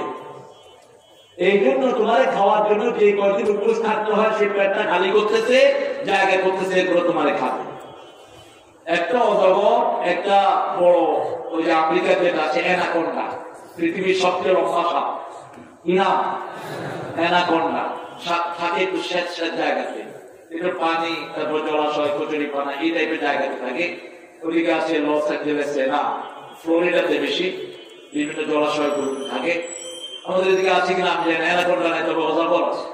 এগুলো এক একটা শিকারের জন্য 3 মাস পর্যন্ত বসে থাকে চুপচাপ, এত ডেঞ্জারাস। এই সাপ টার্গেট করেছে ওই মেয়েটাকে খাবে। মেয়ে যখন শুনছে এটা, তাড়াতাড়ি করে হোটেলে জঙ্গলে ফেলে দিয়ে আসে। কোন সাপ পালা যায়, কুত্তা পালা যায়, তবে ঘরের বাইরে। হান্টিং ডগ, যেটা শিকারি কুকুর, ওটা শিকার খাওয়াও যায় না। যদি আল্লাহর নামে আপনি ওটাকে ছাড়েন, ওটা যদি শিকার করে আনে সেটা খাওয়াও যায়। তবে শিকারি কুকুরের আলামত হলো 3টি। কয়টি? 3টি। আপনি ডাকলে আসবে, আপনার শত্রু দেখলে ঝাঁপিয়ে পড়বে, আপনি নিষেধ করলে বিরত থাকবে। আসলে এরকম কুকুর ব্লাইন্ড ডগ আছে, যেগুলো অন্ধ মানুষকে সাহায্য করে। আমাদেরকে ইংল্যান্ডে, অস্ট্রেলিয়াতে আপনি গেলে দেখবেন অন্ধ মানুষকে কুকুরে হাঁটা নিয়ে যাচ্ছে, কুকুরের মুখে লিস্ট দিয়ে দেয়, কুকুর বাজার করে বাজার থেকে নিয়ে আসে। কুকুরের খান শক্তি এত বেশি। একটা কুত্তা জানাতে যাবে, কোন কুত্তা কি নাম বলছেন? কি নাম? আসহাবে কাহফের কুকুর। এই কুকুর আসহাবে কাহফের ওই গুহার মুখে বসা ছিল, ওনাদেরকে পাহারা দিয়েছিলেন। সেটা জান্নাতে চলে যাবে ওনাদের সাথে। সুবহানাল্লাহ বললেন না? কি আল্লাহ! এই কুকুরটা ঘরের ভিতরে রাখবেন না কখনো। ঘরের ভিতরে রাখলে কুকুরের লালা হলো বিষ। 1 মিনিট রাখবেন, 1 কেরাত সওয়াব আমল থেকে চলে যাবে। 1 কেরাত মানে হলো 1 পাহাড় সমান সওয়াব আপনার আমল থেকে চলে যাবে। আল্লাহ আমাদেরকে হেফাজত করুন। কত নাম্বার গেল? কত নাম্বার? প্রথম নাম্বার হলো লা ইলাহা, দ্বিতীয় নাম্বার হলো আমলে সলে। আমলে সলের মধ্যে প্রথম হলো নামাজ। প্রথম কি? নামাজ। তাদের নামাজ কবুল হয় না যারা ইতিমের মাল খায়। ইয়াকুলুনা ফি বুতুনিহিম নারা, পেটের ভিতরে আগুন ঢুকায়। কি ঢুকায়? আগুন ঢুকায়। ভাই মারা গেছে, বোন মারা গেছে, বাচ্চাদের সম্পদটা নিজে খেয়ে রবর করে বসে আছে। আবার বিরাট বিরাট সওয়াবের কাজ করে, বিরাট সওয়াবের কাজ করে, বিরাট দান করে, তারও বীর, কিন্তু 14 জনের সম্পদ তার পেটে আছে না নাই? জনগণের সম্পদ মেরে খায়। বিভিন্ন এমপি আছে না নাই? ঢাকার এক এমপি পেট্রোল পাম্প গত 10 দিন ভেঙে দিয়েছে পুলিশ। এমপি সাহেব জনগণের জায়গাতে কি করছেন? Petrol pump. কোন জনগণের ভূমি যদি তুমি নাও, যেমন রাস্তার একটা ইট বাড়িতে নিয়ে আসলেন, 16 কোটি মানুষ মাফ না করলে আল্লাহ মাফ। এটা 16 কোটি মানুষের সম্পদ। ব্যাংকের টাকা, সোনালী ব্যাংক, রূপালী ব্যাংক, রাষ্ট্রীয় ব্যাংকের টাকা জনগণের সম্পদ। কোন প্রধানমন্ত্রী ওটা মাফ করতে পারে না, কোন প্রেসিডেন্ট মাফ করতে পারে না। ওটা মাফের একমাত্র হকদার হলো 16 কোটি 18 কোটি জনগণ। ঠিক না ঠিক? এই জনগণের মাল যারা প্রসাদ করবে, ইয়াকুলুনা ফি বুতুনিহিম নারা, পেটের ভিতরে আগুন দিয়ে ভরবে। ওই যে সাহাবীর কথা বললাম, রাসূল সাল্লাল্লাহু আলাইহি ওয়াসাল্লাম বললেন, তুমি কেমনে জান্নাতি বলছো? এই মাত্র জিবরাইল আমিন আলাইহিস সালাম এসে আমাদের খবর দিলেন, গনিমতের একটা জুব্বা তিনি করেছেন। জুব্বা বুঝেন তো? এটা আমরা পড়ি, এটার নাম কি? কথা জুব্বা। ছেলেরা তোমরা জুব্বা পরার অভ্যাস করো। জুব্বাটা হলো আমাদের কাপড়, জুব্বাটা আমাদের কি কাপড়। তোমরা যে শর্ট জামা পরে তো কত থাকে না। রাসূল সাল্লাল্লাহু আলাইহি ওয়াসাল্লাম বলছেন যখন তোমরা নামাজ পড়বে না, সেই সহি বর্ণনা, পিছন লম্বা জামা পরো। আপনি পিছন খালি জামা যত ঘোড়া প্যান্টই পরেন, আপনার তাকওয়া সে জায়গায় রক্ষা হয় না। এই জন্য আপনি পিছন লম্বা জামা পরবেন। পাঞ্জাবির পিছনটা কি কথা বলবে লম্বা। শর্ট জামা, টাইট জামা এগুলো ছেলের জন্য না যায়, মেয়ের জন্য। এমনি করলে পেট টাইট হয়ে যায়। এটা কি জানিস আর টি শার্ট না, কি জানি মোবাইল সাপ। এই যে করছে মোবাইল সাপ, এমনি করলে পেট টাইট হয়ে যায়। তো এটা করছো কি জন্য? উপরের দিকে জামা উঠে নিচের দিকে প্যান্ট নামে, মধ্যখানে কি থাকে বলতে। এটা আমরা করবো না। রাসূল সাল্লাল্লাহু আলাইহি ওয়াসাল্লাম নিষেধ করেছেন।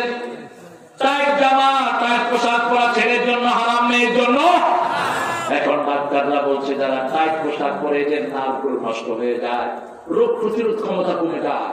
এই যে টাইট শরীরের সাথে যেগুলো আর ঘোরানো যায় না, ইজি জামা পরবে, ইজি ঢোলা জামা পরবে, যেটা পড়তেন মুহাম্মদ সাল্লাল্লাহু আলাইহি ওয়াসাল্লাম। একজন সাহাবী কথা বলছিলেন, একটা লোক কয়টা রাসূলকে পানি ঢেলে দিচ্ছেন। রাসূল সাল্লাল্লাহু আলাইহি ওয়াসাল্লাম বলছেন, আমার প্রিয় সাহাবী তুমি আমার থেকে কিছু চাও। ওনার ঘর নাই, বউ নাই, খাওয়া নাই, কাপড় নাই, কিছু নাই, শুধু কয়টা লুঙ্গি। কিছু চাও। রাসূল তখন মদিনার প্রেসিডেন্ট, তিনি শুধু মদিনার নয়, মুহাম্মদ মুস্তাফা সাল্লাল্লাহু আলা, তুমি বাদশাহ কামলিওয়ালা।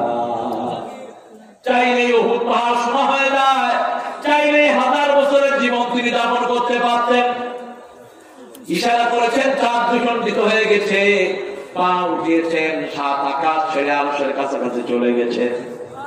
এই হলো আমার নবী সাল্লাল্লাহু। তিনি বলছেন আমার কাছে চাও। সাহাবী বললেন চাইবো চাও, চাইবো চাও। তিনি বললেন মুরাফাকাতুকা ফিল জান্নাহ, হে নবী আলাইহিস সালাম আমি আপনার সাথে বেহেশতে থাকতে চাই। আমরা কি চাই? কি চাই? আমরাও চাই। আমরা চাই সুবিধাবাদ। পয়সা লাইক করে দেখলে পাগল হয়ে যায় কিছু মানুষ আছে, একটু পয়সা পাবে। হালাল হারাম কিনা কোনো বাদ বিচার নাই। সাহাবী বললেন আমি আপনার সাথে বেহেশতে থাকতে চাই। রাসূল অবাক হলেন, আর কিছু না, কয় না আর কিছুই না। তোমার ছেলে নেই, মেয়ে নাই, रहने को घर नहीं, सोने को बिस्तर नहीं, আপনি আল্লাহ রাখে বলে আর কিছুই চাও না। ইয়া রাসূলুল্লাহ আপনার সাথে আমি জান্নাতে থাকতে চাই। রাসূল সাল্লাল্লাহু আলাইহি ওয়াসাল্লাম বলেন আইনি বিকাসসাতিস সুজুদ, বেশি সিজদা দাও, আল্লাহ তোমাকে আমার সাথে জান্নাতি বানায়া দিবে। সময় পেলেই নামাজ, সময় পেলেই নামাজ, সময় পেলেই তাসবিহ আর নামাজ। কাজে সময় কোথায় দিবেন? একটাই নাই, একটা জীবন, ঠিকই না? অল্প জীবন কখন চলে যায়, তারপর নিশ্চয়তা। জান্নাতীরা আফসোস করবে, কেন অবসর সময় তাসবিহ পড়ে আসলাম না, কেন অবসর সময় কোরআন তেলাওয়াত করলাম না, কেন অবসর সময় সিজদা করলাম না। রাসূল সাল্লাল্লাহু আলাইহি ওয়াসাল্লাম বলেছেন প্রতিটি সিজদায় মানুষের মর্যাদা বেড়ে যায়, প্রতিটি সিজদায় মানুষ আল্লাহর কাছাকাছি চলে যায়। আল্লাহু আকবার। প্রতিটি সিজদায় তার মর্যাদা বাড়িয়ে দেন কে? আল্লাহ। 4 নাম্বার, নিকটাত্মীয় ছাড়া যত মানুষ আছে তাদের হক আপনি দিবেন, প্রতিবেশীর হক দিবেন। কারো জমি নিজের জমির ভিতরে ঢুকাবেন না। কারো 1 বিঘত জমি যদি আপনি মেরে খান, 7 তবক জমির মাথায় করে জাহান্নামে যেতে হবে। 1 তবক জমি যদি 1 বিঘত জমি যদি কারো নিয়ে যান, 7 তবক জমির মাথায় করে কিয়ামতে উঠবেন। আমি চিন্তা করলাম এত ছোট মাথায় এত জমি কিভাবে ধরবে? হাদিসে পড়ে দেখি রাসূল সাল্লাল্লাহু আলাইহি ওয়াসাল্লাম বলছেন জাহান্নামী এক একটার ঘাড় উহুদ পাহাড়ের মতো লম্বা করে দেওয়া হবে। রাস্তার যত ইট চুরি করেছ, মানুষের যত চাউল চুরি করেছ, আছে না নাই? এই যে করোনার সময় চাউল এসেছে, আসছে না? কত নেতারা এগুলো মেরে খেয়েছে। কিয়ামতের ময়দানে এগুলো ঘাড়ে করে উঠতে হবে। এখন যতই লুকোচুরি খেলো, কিয়ামতে লুকানোর কোন জায়গা। আবার এগুলো বেঁচে বেঁচে হজে হয়েছে। কিয়ামতের ময়দানে তার নাম হবে আলহা সাউল চোর।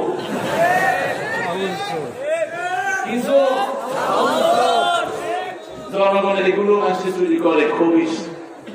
এই চোর, এটা তো জঘন্য চোর। রাসূল সাল্লাল্লাহু আলাইহি ওয়াসাল্লাম বললেন, তোমরা কি শেষরা চোর ছিল? শেষরা চোর মানে হলো চোরের মধ্যে যে সবচেয়ে নিকৃষ্ট। আসল নাস সারাকাতান আল্লাযীনা ইয়াসতাকুনা ফিস সালাত। তোমরা কি সবচেয়ে নিকৃষ্ট চোর ছিল? শেষরা চোর। এই রাসূলুল্লাহ চিনি যেটা পাপ চুরি করে, এরকম চোর হলো শেষরা চোর না। সবচেয়ে নিকৃষ্ট চোর হলো নামাজ চোর। কেমনে নামাজ চুরি করে? ইয়া রাসূলুল্লাহ, লা ইউতিমু রুকুআহা ওয়া সুজুদাহা। রুকু সিজদা ঠিক মতো আদায় করে না। এগুলোর নাম হলো নামাজ চোর। নামাজ চোর, নামাজ চোর। কি চোর? নামাজ চোর। সিজদা গেলে টস টস করে উঠে যায়। রাসূল বলেছেন, মসজিদে তিনটা কাজ করবা না। কয়টা? তিনটা কাজ করবা না। কারোর জন্য জায়গা রাখবা না মসজিদে, কারোর জন্য জায়গা থাকবে না। এটা অমুক নেতার জায়গা, এটা মুতল্লি সাহেবের জায়গা, এটা হলো সেরাগালি বন্ধার জায়গা। সব ঘুটে ডাস্টবিনে ফেলে দাও। কারোর জন্য জায়গা রাখা জায়েজ। কুকুর যেভাবে বসে এইভাবে সিজদা দিবেন না। এই যে কুকুরের সামনের পা দুইটা মাটির সাথে লাগিয়ে বসে, এইভাবে সিজদা দেয়া জায়েজ। সিজদা দিবেন, হাতটা উল্টো না থাকবে, যাতে করে এদিকে একটা ছোট্ট ছাগল ছানা দিতে পারে। 3 নাম্বার, পাখি যেভাবে খায় ওইভাবে রুকু সিজদা করবা না। ঠক ঠক করে রুকু সিজদা করবা না। একজন সাহাবী 3 বার নামাজ পড়লেন, বুখারীর হাদিস। রাসূল সাল্লাল্লাহু আলাইহি ওয়াসাল্লাম 3 বারে পড়লেন, সাল্লে ফাইন্নাকা লাম তুসাল্লি। আবার যাও তুমি নামাজ পড়ো, সালাত পড়ো, তোমার সালাত হয়নি। তিনি আবার গেলেন, আবার আদায় করলেন, আবার গেলেন, আবার আদায় করলেন। রাসূল সাল্লাল্লাহু আলাইহি ওয়াসাল্লামকে বলেন, ইয়া রাসূলুল্লাহ, কিভাবে সালাত আদায় করব? রাসূল সাল্লাল্লাহু আলাইহি ওয়াসাল্লাম বললেন, যখন সিজদায় যাবা মনে হয় আর উঠবা না। যখন রুকুতে যাবা মনে হয় আর উঠবা না। যখন সোজা হবা মনে হয় আর সিজদায় যাবা না। ইতমাইন্নু, জমে নাও। সাহাবায়ে কেরাম বলতেন, রাসূল সাল্লাল্লাহু আলাইহি ওয়াসাল্লাম যখন সিজদায় যেতেন, আমাদের কখনো কখনো মনে হতো রাসূল সাল্লাল্লাহু আলাইহি ওয়াসাল্লামের বোধহয় প্রাণ চলে গেছে। আয়েশা বলছেন, বুখারীর হাদিস, রাসূল সিজদায় গিয়েছেন, জোনাত কাবিলাত রূহা। রাসূল সিজদায় গিয়েছেন সাল্লাল্লাহু, আমার মনে হয়েছে রাসূলের প্রাণ চলে গেছে। আমি হয়রান হয়ে গেলাম, রাসূলের পায়ে চিমটি কাটলাম, রাসূল সাল্লাল্লাহু আলাইহি ওয়াসাল্লাম পা নাড়লেন।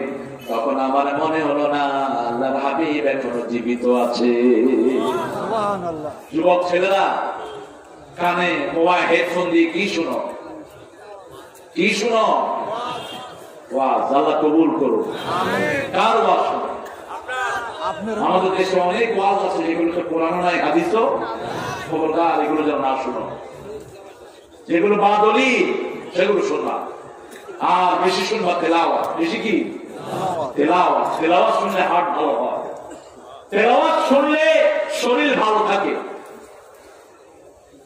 আমার ব্যক্তিগত একটা অভিজ্ঞতা বলছি। গত কালকে ফজরে জামাতের পরে মসজিদে গেলে তো বুঝেন কি নিতে আসে মানুষ। সেলফি যন্ত্রণা যে কি যন্ত্রণা, পাইলেই মুখ পাইলে কিছু কয়, হুজুর আপনার চোখ তো তারেক মনোহর সাহেবের চোখের মতো লাগতেছে। আমি বললাম, ভাই একজনের চোখ তো আরেকজনের পাই। আপনি আপনি একটু খারাপ। আরে ভাই ফজর পড়তে আসছেন, একটু তসবিহ করেন, একটু খারাপ।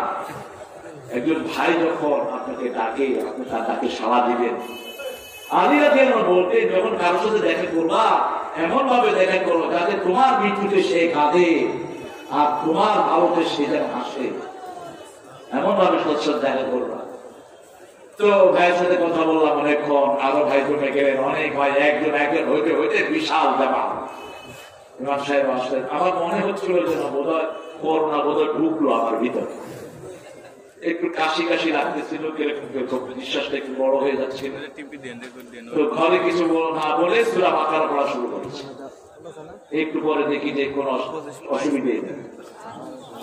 আমার বাস্তব অভিজ্ঞতা থেকে বলছি, সূরা বাকারা সব রকমের কল্যাণে ভরপুর একটি সূরা। আপনি সেটা পারেন না, সূরা ইখলাস পড়া শুরু করেন। যখন কোনো বিপদ আশঙ্কা পান রাসূল সাল্লাল্লাহু আলাইহি ওয়াসাল্লাম তিনটা সূরা পড়তেন। কয়টা? কুল হুয়াল্লাহু, কুল আউযু বিরাব্বিল ফালাক, কুল আউযু বিরাব্বিন। হাতে ফু দিয়ে শরীরকে মুছে দিতেন আর বলতেন কাফাতা কাফাতা কাফাতা, যথেষ্ট যথেষ্ট যথেষ্ট, সব বিপদ থেকে আল্লাহ তোমাকে যথেষ্ট করে দিয়েছে।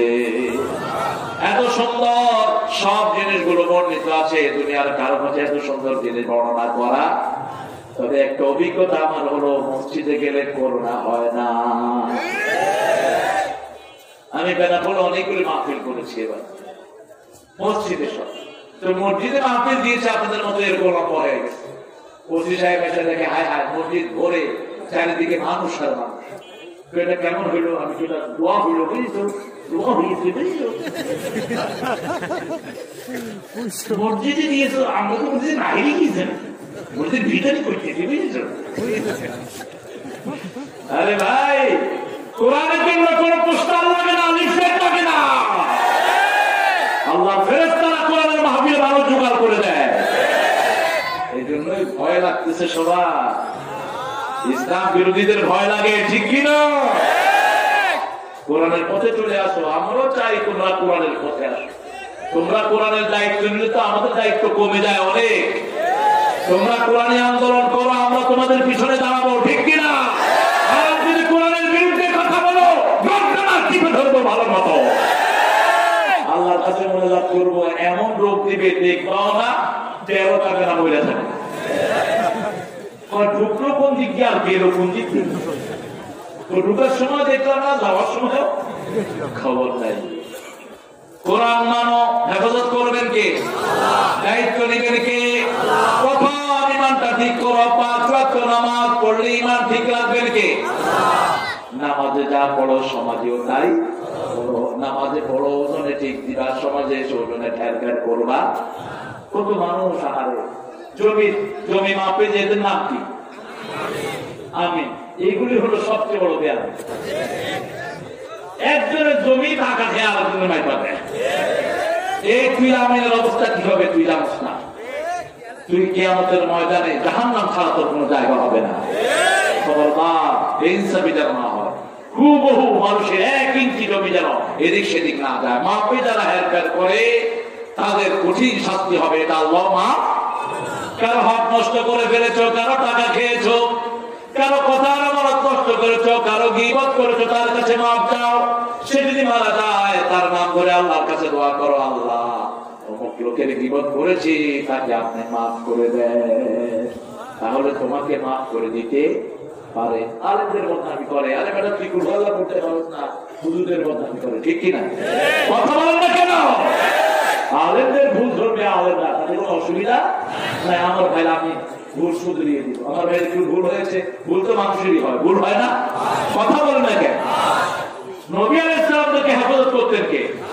রাসূল সাল্লাল্লাহু আলাইহি ওয়াসাল্লাম বলেছেন সাল্লু বিনা আলাইকুম বুখারী হাদিস, তোমরা জুতা পরে নামাজ পড়ো। জুতা পরে নামাজ পড়লে সওয়াব বেশি, কারণ ইহুদিরা জুতা খুলে ফেলে, তোমরা জুতা পায়ে রাখো। রাসূল জুতা পায়ে দিয়ে নামাজ পড়ছে, জুতা নিচে ছিল ময়লা। কি ছিল? ময়লা। জিবরাইল আমিন আলাইহিস সালামকে আল্লাহ পাঠিয়েছেন, যাও রাসূল সাল্লাল্লাহু আলাইহি ওয়াসাল্লামকে বলো জুতা যেন খুলে ফেলেন। রাসূল সাল্লাল্লাহু আলাইহি ওয়াসাল্লাম জুতা খুললেন, সবাই জুতা খুলে ফেললেন। রাসূল সাল্লাল্লাহু আলাইহি ওয়াসাল্লাম সালাম ফিরিয়ে বললেন, তোমরা জুতা খুললা কেন? বলছি ইয়া রাসূলুল্লাহ আপনি খুলেছেন, আমরাও খুলেছি। রাসূল সাল্লাল্লাহু আলাইহি ওয়াসাল্লাম বললেন, আমাকে আল্লাহ নির্দেশ দিয়েছেন, জুতার নিচে ময়লা ছিল এই জন্য আমরা খুলেছি, আর আমার দেখা থেকে তোমরাও খুলেছো। রাসূলের কোন ভুল হলে ধরিয়ে দিতেন কে? আমাদের ভুল হলে আমরা আমার ভাইকে ধরিয়ে দিব, ঠিক কিনা? মাইকিং করে ভাইয়ের বদনামি করবো না, মাইকিং করে ফেসবুকে ভাইয়ের বিরুদ্ধে কথা বলে ভাইকে ছোট করবো না। তোমরা কি মনে করো ফেসবুকে এসব গালাগালি আল্লাহ দেখেন না? কি অসভ্য গালিগালাজ দেখে ছেলেরা করে। কাউকে গালি করবে না, কোন কাফেরকেও গালি দিও না। গালি মুমিনের স্বভাব, গালি হলো মুনাফিকের লক্ষণ। এই কথাগুলো আলোচনা করতে হবে। আমি কাবাঘরে ঢুকছি, একজনের সাথে ঠাট্টা লাগছে, উনি বলেন আল্লাহ ইয়াহফাযাক, আল্লাহ তোমার হেফাজত করুন। আমি আরেক ধাক্কা দিচ্ছি, আল্লাহ ইয়াহদিক, আল্লাহ তোরে হেদায়েত দিক। আরেক ধাক্কা দিচ্ছি, আল্লাহ ইয়ারহামাক, আল্লাহ তোর রহম করো। লেমা থাকো তুমি কইয়া তোর ভাই তুই আমার শুধু ধাক্কাচ্ছেন, আমি ধাক্কা দিতে তুমি দোয়া করো সেই জন্য ধাক্কা দিচ্ছি। এবার সে বললো কাইফা সুব্বুল মুমিন, আমি আমার মুমিন ভাইকে কিভাবে গালি দিব? গালি তো দেয় মুনাফিকরা। মুনাফিকের খালেস সঙ্গ হলো চারটি। কয়টি? ইদা হাদাসা কাযাবা, ইদা উতুমিনা খানা, ইদা ওয়াদা আখলাফা, ইদা খাসামা ফাজারা। বুখারীর বর্ণনা। যখন সে কথা বলবে মিথ্যা কথা বলবে, ঠিক না ঠিক? যখন আমানত দিবেন কি করবে? খেয়ানত করবে। ওয়াদা করলে লাভ করবে। আর যখন মেজাজ খারাপ হবে মুখ দিয়ে কি বের হবে? কি বের হবে? গালি বের হবে। এটা মুমিনের কাজ নয়। আপনার ভাইকে আপনি ইন্টারনেটেও গালি দিয়েন না। তুই হুজুরে ঝগড়া লাগছে, ওরা সামলাবে, ওরা ওদের জন্য মিলে যাবে। আল্লাহ তোকে মিলিয়ে দিই, করে না আমি আপনারা মিলাই দিন। সেখানে আমাদের সব ধরনের আলমকে আল্লাহ এক করে দেয়। চিৎকার করে হবে কোন মসজিদকে যেন ভাগ না করে। এটা অমুকের মসজিদ, এটা হেমুকের মসজিদ, অমুকের মসজিদে নামাজ হয়, আমার মসজিদে হবে না। ক্ষমতা সব মসজিদ কার? মসজিদ? আল্লাহর মসজিদ। মসজিদ বাইরে ঢুকে কয় রাখা? মসজিদে ঢুকবেন 2 রাকাত পড়া ছাড়া বসবেন না। বসা নিষেধ। 2 রাকাত পড়া ছাড়া ঢুকবা না। পৃথিবীর সর্বশ্রেষ্ঠ জায়গা কোনটা? মসজিদের পাশে আমার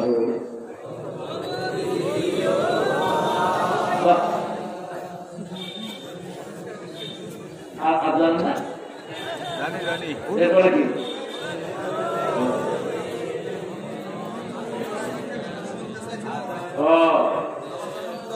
আপনারা তো আমাদের জাতীয় সঙ্গীতের এই ভালো চ্যানেল আই বিরাট পতাকা।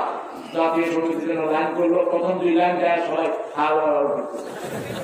ক্যামেরার মুখের দিকে ঘুরেছে। আমি বললাম কি রে মুখ ঘুরে চলতে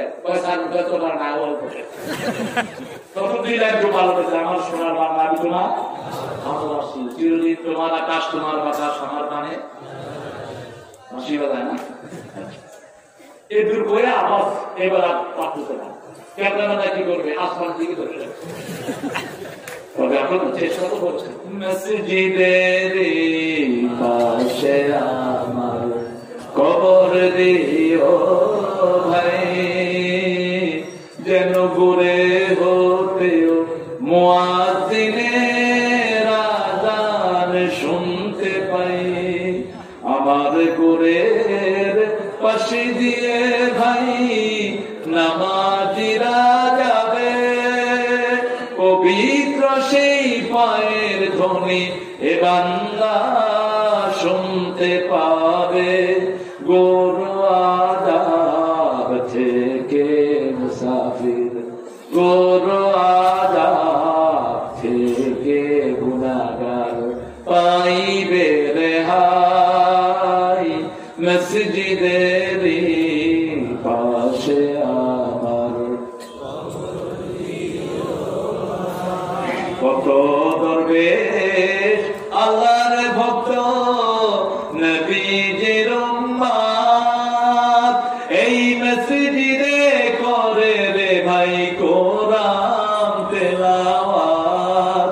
আমি তাদের সাথে কেঁদে কেঁদে আল্লাহর নাম জপতে চাই, আল্লাহর নাম জপতে চাই। মসজিদের পাশে আমার বন্ধু বানাবেন কাকে? আমার যখন ফুরাবে দিন, আসবে গহীন রাতি, থেকো আল্লাহ জীবনে হয়ে চির সাথী। আসবে গহীন রাতি। ভালো মৃত্যুর উপায় কয়টা বললাম? 4টা বললাম। প্রথম কি? ঈমান। 2 নম্বরে আমলে সলে, 3 নম্বরে নিকট আত্মীয়কে দান করা, 4 নম্বরে সবার হক বজায় রাখা। সবচেয়ে বড় হক নষ্ট করে বিবি, ঠিক কিনা? আমাদের দেশের মেয়েদের মতো ভালো মেয়ে দুনিয়ার কোন দেশে নাই। সারাদিন রান্না বাড়া করে কারা? কথা বল না কেন? কাপড় করে কারা, ঘর ঝাড়ু দেয় কারা, বাচ্চা পালন করে কারা, কিল খায় কারা, কি সুন্দর করে মিলাই এত কাজের পরে মারেন কেন? একটু সুন্দর কথা বলেন। রাসূল সাল্লাল্লাহু আলাইহি ওয়াসাল্লাম মা ফাতেমার জন্য উপহার নিয়ে আসতেন, কোথাও থেকে এসে প্রথম মা ফাতেমার সাথে দেখা করতেন, কোথাও গেলে সবার শেষে ফাতেমার সাথে দেখা করতেন আর বলতেন, ফাতেমা আমার মায়ের পুতুলি করে যার টুকরা, যে ফাতেমাকে কষ্ট দেয় সে আমাকে কষ্ট দেয়। বিবিদের জন্য হাদিয়া নিয়ে আসতেন, বিবিদেরকে কখনো তুই তাওয়াঙ্গারি করতেন না, আপনি করে সম্বোধন করতেন, বিবিদেরকে সুন্দর সুন্দর নামে ডাকতেন। যেমন মা আয়েশাকে ডাকতেন লালি লালি লালি, কি ডাকতেন? লালি লালি মানে হুমায়রা, হুমায়রা লালকে লালমণি, এই যে লালমণি না, লালমণি হুমায়রা, হুমায়রা লালি লালি। আয়েশা বলতেন আমি রাগ করতাম, কিন্তু বিশ্বনবী কখনো রাগ করতেন না। আমরা 11 বিবি একসাথে বিশ্বনবীর বিরুদ্ধে চলে গেলাম, রাসূল সাল্লাল্লাহু আলাইহি ওয়াসাল্লাম আমাদের কারো সাথে রাগ না করে 29 দিন একটানা মসজিদ নববীতে থাকলেন, কোন কথা বললেন না। আমরা পরিশুদ্ধ হয়ে গেলাম, আল্লাহ আমাদেরকে কবুল করলেন। আল্লাহু আকবার। বিবিদের সাথে কখনো তর্কে যাবেন, কারণ মায়ের ভাষা শিখি। কার ভাষা? মাতৃভাষা। কার ভাষা? মাতৃভাষা। কেন মাতৃভাষা? মা, এই যে মায়ের এটাকে আপনারা কি বলেন? হলকম। আল্লাহ এটা বলাদিন হলকম। এই হলকমটা মেয়েদের নড়ে প্রতি মিনিটে 180 থেকে 90 বার, আর পুরুষের নড়ে 60 থেকে 80 বার। পুরুষের ডাবল ডাবল। এই জন্য মেয়েদের ভাষাটা সন্তান নেয়, জন্য এটা নাম কি? মাতৃভাষা। পিতৃ কোনো ভাষা হয় না। মেয়েদের বেশি ভাষা বলে দেখি মেয়েদের থেকে মানুষ ভাষা নেয়। তো আপনি যদি বউর সাথে তর্ক করতে যান, আপনি একটা বললে বউ কয়টা বলবে? তখন কি করে? চুল ধইরা এত কথা বস করেন, এটা যেন না করেন। আশিরুহুন্না বিল মারুফ, সূরা নিসার ভিতরে আল্লাহ বলেন সর্বশ্রেষ্ঠ ব্যবহার বিবির সাথে করো। রাসূল সাল্লাল্লাহু আলাইহি ওয়াসাল্লাম বাইরে থেকে আসার আগে বিবিদেরকে সময় দিতেন, ছোট বাচ্চাকে পাঠাতেন, যাও অমুক মায়ের ঘরে যাবো, মাকে বলো আমি একটু পরে আসবো। হুট করে এসে ঘরে ঢুকতেন না। আপনি সারাদিন বাহিরে কাজ করেন, ঘরের কাজ কে করে? মেয়েরা করে। মেয়েকে যত বেশি ঘরে রাখবেন তত তার ঈমান বাড়বে, তত সে পর্দাশীল হবে, তত সে জ্ঞানী হবে। যত বাহিরে দিবেন তত সে দায়ুস হবে। আর পুরুষ যত ঘরে থাকবে তত বেকুব হবে। কি হবে? বেকুব হবে। বেকুবের কি করেন? বেকুব সিলেটে বলে চুকুম বোধাই। একজন রিক্সাওয়ালা খুব নামাজি, এক পুলিশ তাকে বাড়ি দিয়েছে। রিক্সাওয়ালা মানুষ সরল মানুষ, নামাজিরা কাকে ডরা? টিউনা অফিসের সামনে গিয়ে বলছে, টিউনা সাহেব আপনার পুলিশ আমারে মারছে। টিউনা সাহেব কি করবে? ওসি সাহেবকে বললো খবর দিতে পারতেন। তো টিউনা সাহেব শুনে থাকলেন, বিচার করেন, বিচার সত্যি না বিচার নদী, বিচার হয়েছে তো। টিউনা সাহেব ঠিক করে বসে আছেন, আপনি একটা চুকুম নাই। টিউনা সাহেবের বাড়ি ছিল ময়মনসিংহ, উনি তো চুকুম বোধহয় বুঝলেন, উনি করে চুকুম বোধহয় অর্থ কি? ওই রিক্সাওয়ালা করে চুকুম বোধহয় মানে হলো জ্ঞানী। আমি আর কি চুকুম বোধহয়, আমার আমার থেকে বড় চুকুম বোধহয়। যারা নামাজ পড়ে না হলো চুকুম ভোলা, যারা কোরআন মানে না হলো চুকুম ভোলাই। সবচেয়ে বেকুব নিজেদেরকে পণ্ডিত মনে করে, ঠিক কিনা? এরা আমাদেরকে বেকুব বলে। আল্লাহ বলছেন وَإِذَا لَقُوا الَّذِينَ آمَنُوا قَالُوا آمَنَّا وَإِذَا خَلَوْا إِلَى شَيَاطِينِهِمْ قَالُوا إِنَّا مَعَكُمْ إِنَّمَا نَحْنُ مُصْلِحُونَ। এর আগে আল্লাহ বলছেন وَإِذَا قِيلَ لَهُمْ آمِنُوا كَمَا آمَنَ النَّاسُ قَالُوا وَنُؤْمِنُ كَمَا آمَنَ السُّفَهَاءُ أَلَا إِنَّهُمْ هُمُ السُّفَهَاءُ وَلَكِنْ لَا يَعْلَمُونَ। যখন তাদেরকে ঈমান আনতে বলা হয়, তারা বলে আমরা কি বেকুবদের কথা ঈমান আনবো নাকি? আল্লাহ কয় ওরা যে কত বড় বেকুব নিজেরা জানেও না। বেকুব যে কত বড় বেকুব নিজের কোনো খবর নেই। এই জন্য রাসূলের বিরুদ্ধে যেও না, আমল যে কোন সময় বরবাদ হবে তুমি নিজে কেন বাবা। ৫ম নম্বর, সব সময় দোয়া করতে হবে যেন ঈমানের মৃত্যু হয়। কিসের মৃত্যু? আল্লাহ দোয়া শিখিয়েছেন, বলেন রব্বানা, বলেন রব্বানা ইন্নানা সামি'না মুনাদিয়ান ইউনাদি লিল ঈমানি আন আমিনু বিরাব্বিকুম ফাআমান্না রব্বানা ফাগফির লানা যুনুবানা ওয়া কাফির আন্না সাইয়্যাতিনা ওয়া তাওয়াফফানা মা'আল আবরার। মরতেই হবে যখন শহীদি মরণ দিও আমাকে, শাহাদাত জানি শুধুই জীবন, সে জীবন দিও আমাকে।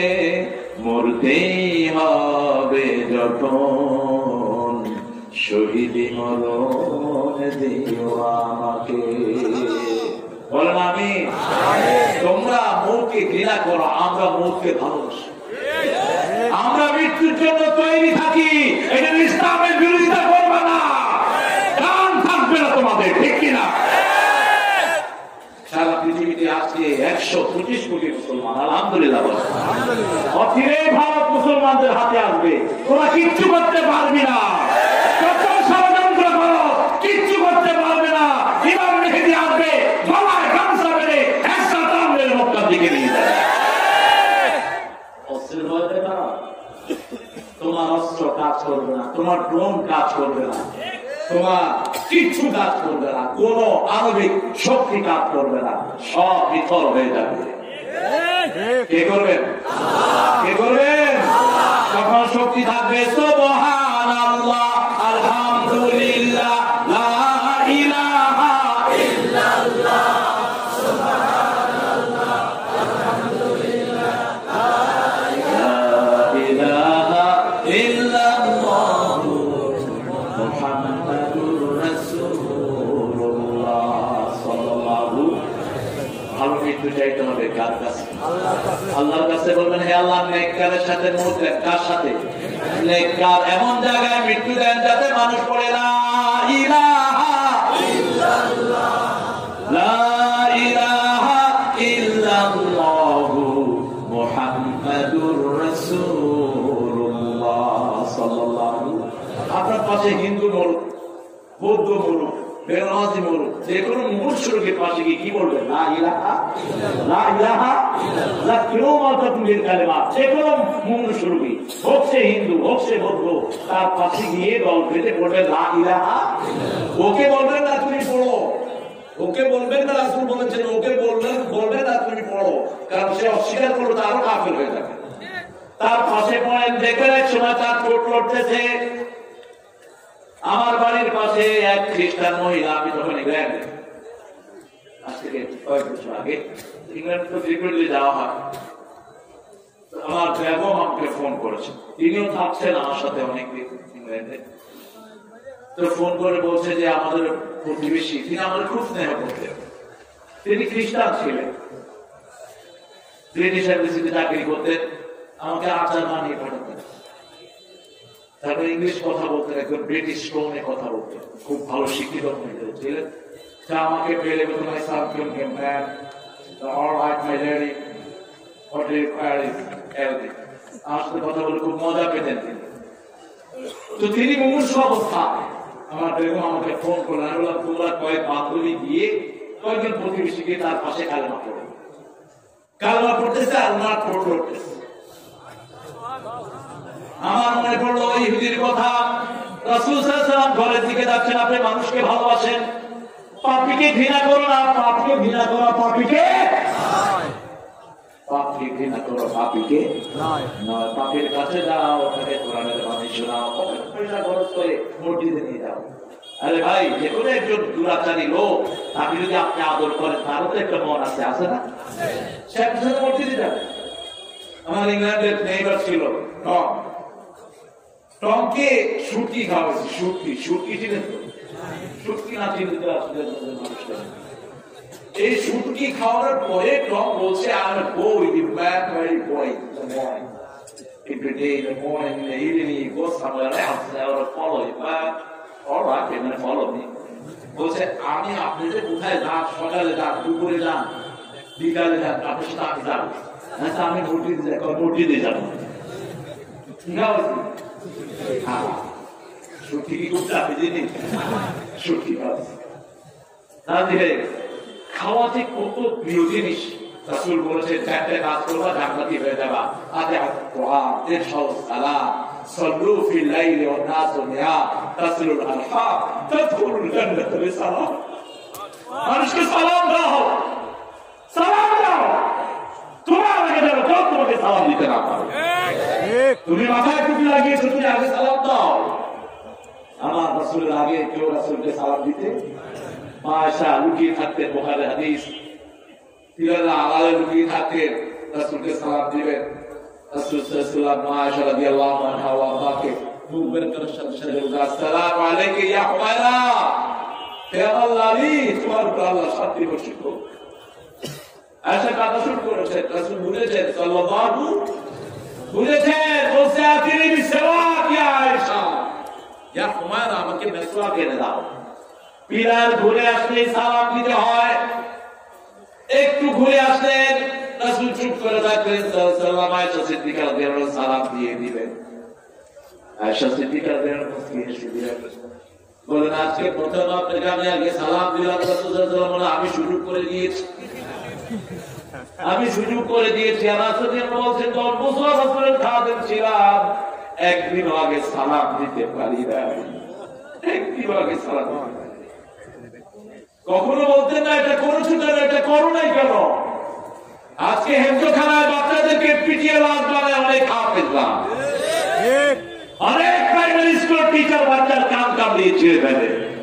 এদেরকে স্কুল থেকে বের করে দাও, এদের শিক্ষা দেওয়ার কোন যোগ্যতা নাই। ঠাকুর গায়ের এক মহিলা, একজন মহিলা ক্লাস 3 বাচ্চাকে কামড়িয়ে কান ছিঁড়ে ফেলে। তুই কুত্তা দিবি, কানে কামড় দিবি। বাচ্চাদের গায়ে যারা হাত তুলে রাবণ ও পিশাচ, কুত্তার চেয়ে নিকৃষ্ট। বাচ্চারা জান্নাতের ফুল, যে ঘরে বাচ্চা নাই ঘর মরুভূমি। রাসূল সাল্লাল্লাহু আলাইহি ওয়াসাল্লাম বাচ্চা দেখলে এরকম হাত বাড়াতেন, বাচ্চারা বুকে পড়তো, কাঁড়ে উঠতো, দাঁড়ি ধরে টানতো, রাসূলকে চুমু খেত। সুবহানাল্লাহ বলে ইচ্ছা করে না? আর আমরা হুজুর করে দেখলে বাচ্চারা দৌড়ায়, হুজুর আমার সাথে হয়েছে একবার। ঢাকা এয়ারপোর্টে এক ছেলে বসে বসে গান শুনছে, ছোট মোটাটা।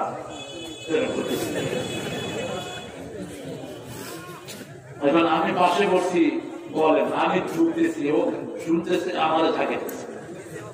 আমি গুটা দিলাম, ও গুটাচ্ছে। ছোট মানুষ তো, ও আবার গুটা দিছে, আমি আবার গুটাইছি। আরে তুমি কি শোনো সারা ইংরেজি বলি গেছে।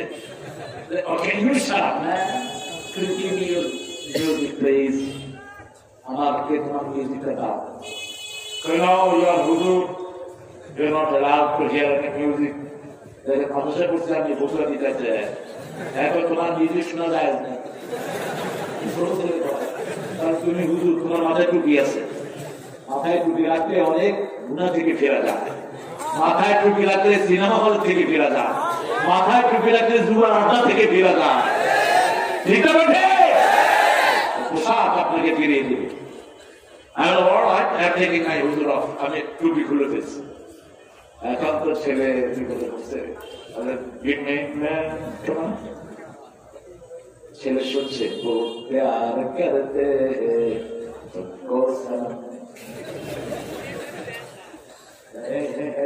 Do you know the meaning of it? What to learn? No, I don't know the meaning of it. My daddy gave me this. আমার বাপে দিছে। তোমার ড্যাডি কোথায়? তুমি আমাকে সালাম দাও, হুজুর আসসালামু আলাইকুম। ওয়ালাইকুম আসসালাম। আপনি কি আমাকে চিনেন? ভালো করে চিনেন। কি কিনে দিছে? ভালো মিউজিক নাই।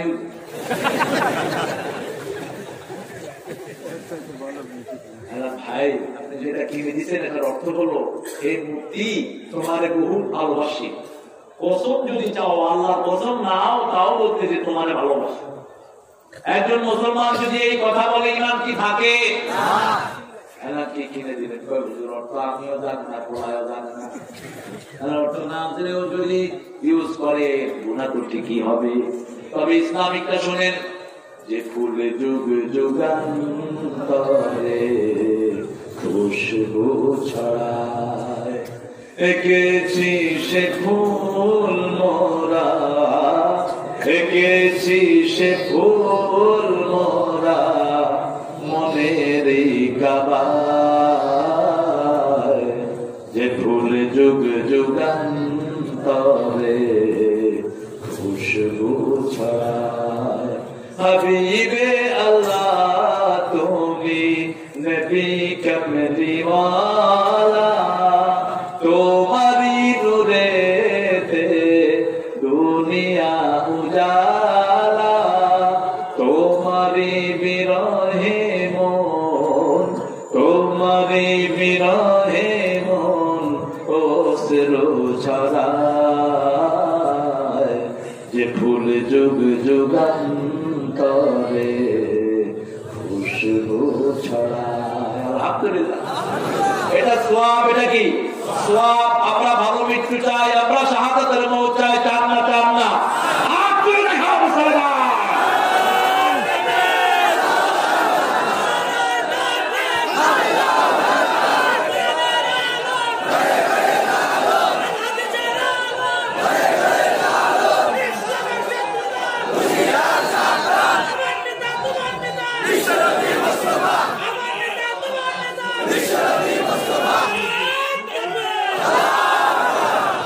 আল্লাহ কবুল করুন। 5 ওয়াক্ত নামাজ আর ছেড়ে দেব। তাহাজ্জুদ অন্তত কম করে হলো কয়দিন? সপ্তাহে কয়দিন? অন্তত বৃহস্পতিবার। আর যদি প্রত্যেক দিন পড়েন 5টা লাভ। কয়টা? আবু দাউদের সহিহ হাদিস। কয়টা লাভ? 5টা লাভ। 1 নাম্বার গুনাহ মাফ হয়, 2 নাম্বার আল্লাহর কাছে যাওয়া যায়, 3 নাম্বার শরীরটা ভালো থাকে, 4 নাম্বার আল্লাহ সব দায়িত্ব নেন, 5 নাম্বার সব রোগ থেকে আল্লাহ হেফাজত করবে। কয়টা হলো? 5টা। এই 5টা নিয়ামত নিয়ে যাবেন ইনশাআল্লাহ। তাহাজ্জুদ আজকে গিয়ে পড়বো ইনশাআল্লাহ। একজন ভাই জানতে চেয়েছেন, হুজুর একজন মুসলমান হয়ে হিন্দুর বাড়িতে খাওয়া কি জায়েজ আছে? হুজুর মেহেরবানি করে একটু বলবেন। হ্যাঁ, হিন্দু ভাই যদি আপনাকে দাওয়াত দেয়, হিন্দু ভাইয়ের ওখানে যাবেন আপনি, তাকে দাওয়াত দেওয়ার লক্ষ্যে, তাকে দাওয়াত দেওয়ার লক্ষ্যে। তবে গরু গুস্ত তো ওনারা করেন না, এমনি জবাই করাটা খাবেন না, এমনি ফল পাকনা খেতে পারেন, কোন সমস্যা নাই। আপনি সকল করার জন্য প্রতিবেশীর হক আদায়ের জন্য যেতে পারেন। সালাতের পরে সম্মিলিত মোনাজাত, সালাতটাই তো মোনাজাত। মোনাজাত মানে হলো গোপনে কারোর সাথে কথা বলা। সমাজে মানুষ বিভিন্ন পদ্ধতিতে সালাত আদায় করে থাকে, সহিহ পদ্ধতিতে কিভাবে আদায় করতে হবে বলবেন। আমাদের দেশে যে 6টা পদ্ধতি চালু আছে, এগুলো সব হাদিস দ্বারা স্বীকৃত। একটা সওয়াব বেশি, একটা সওয়াব কম।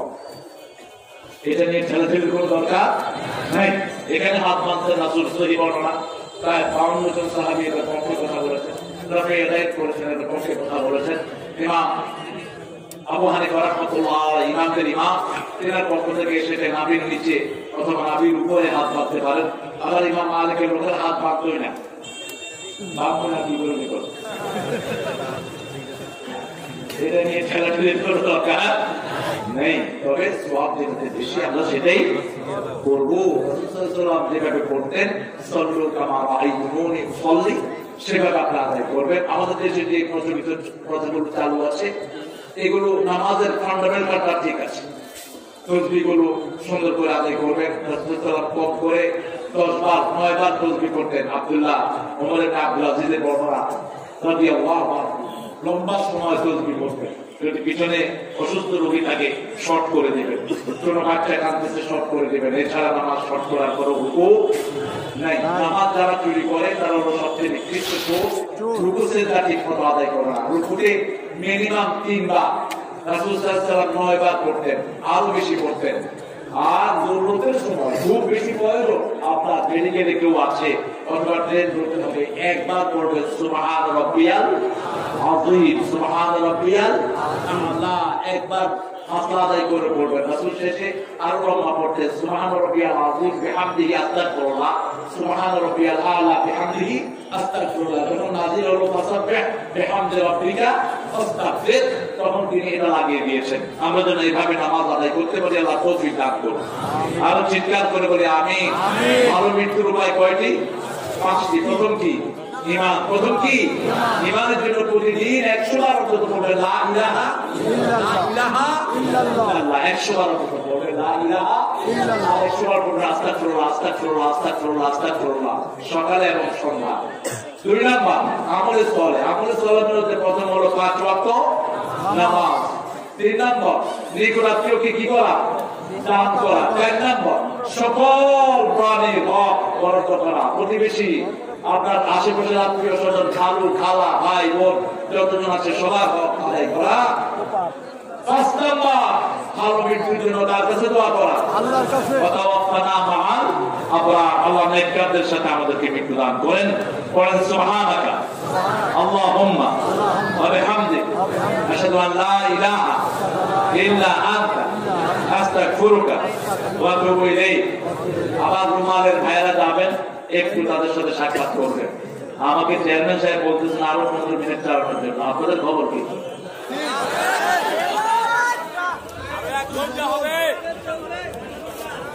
না, আজকে যদি না ছাড়ে না রাখবো না, কিন্তু সেরকম এত লম্বা আওয়াজ দুটোটা করে না। এখন দুজনটা আধা ঘন্টা আওয়াজ করে ভাগে আছে না, 45 মিনিট শেষ, 1 ঘন্টা শেষ।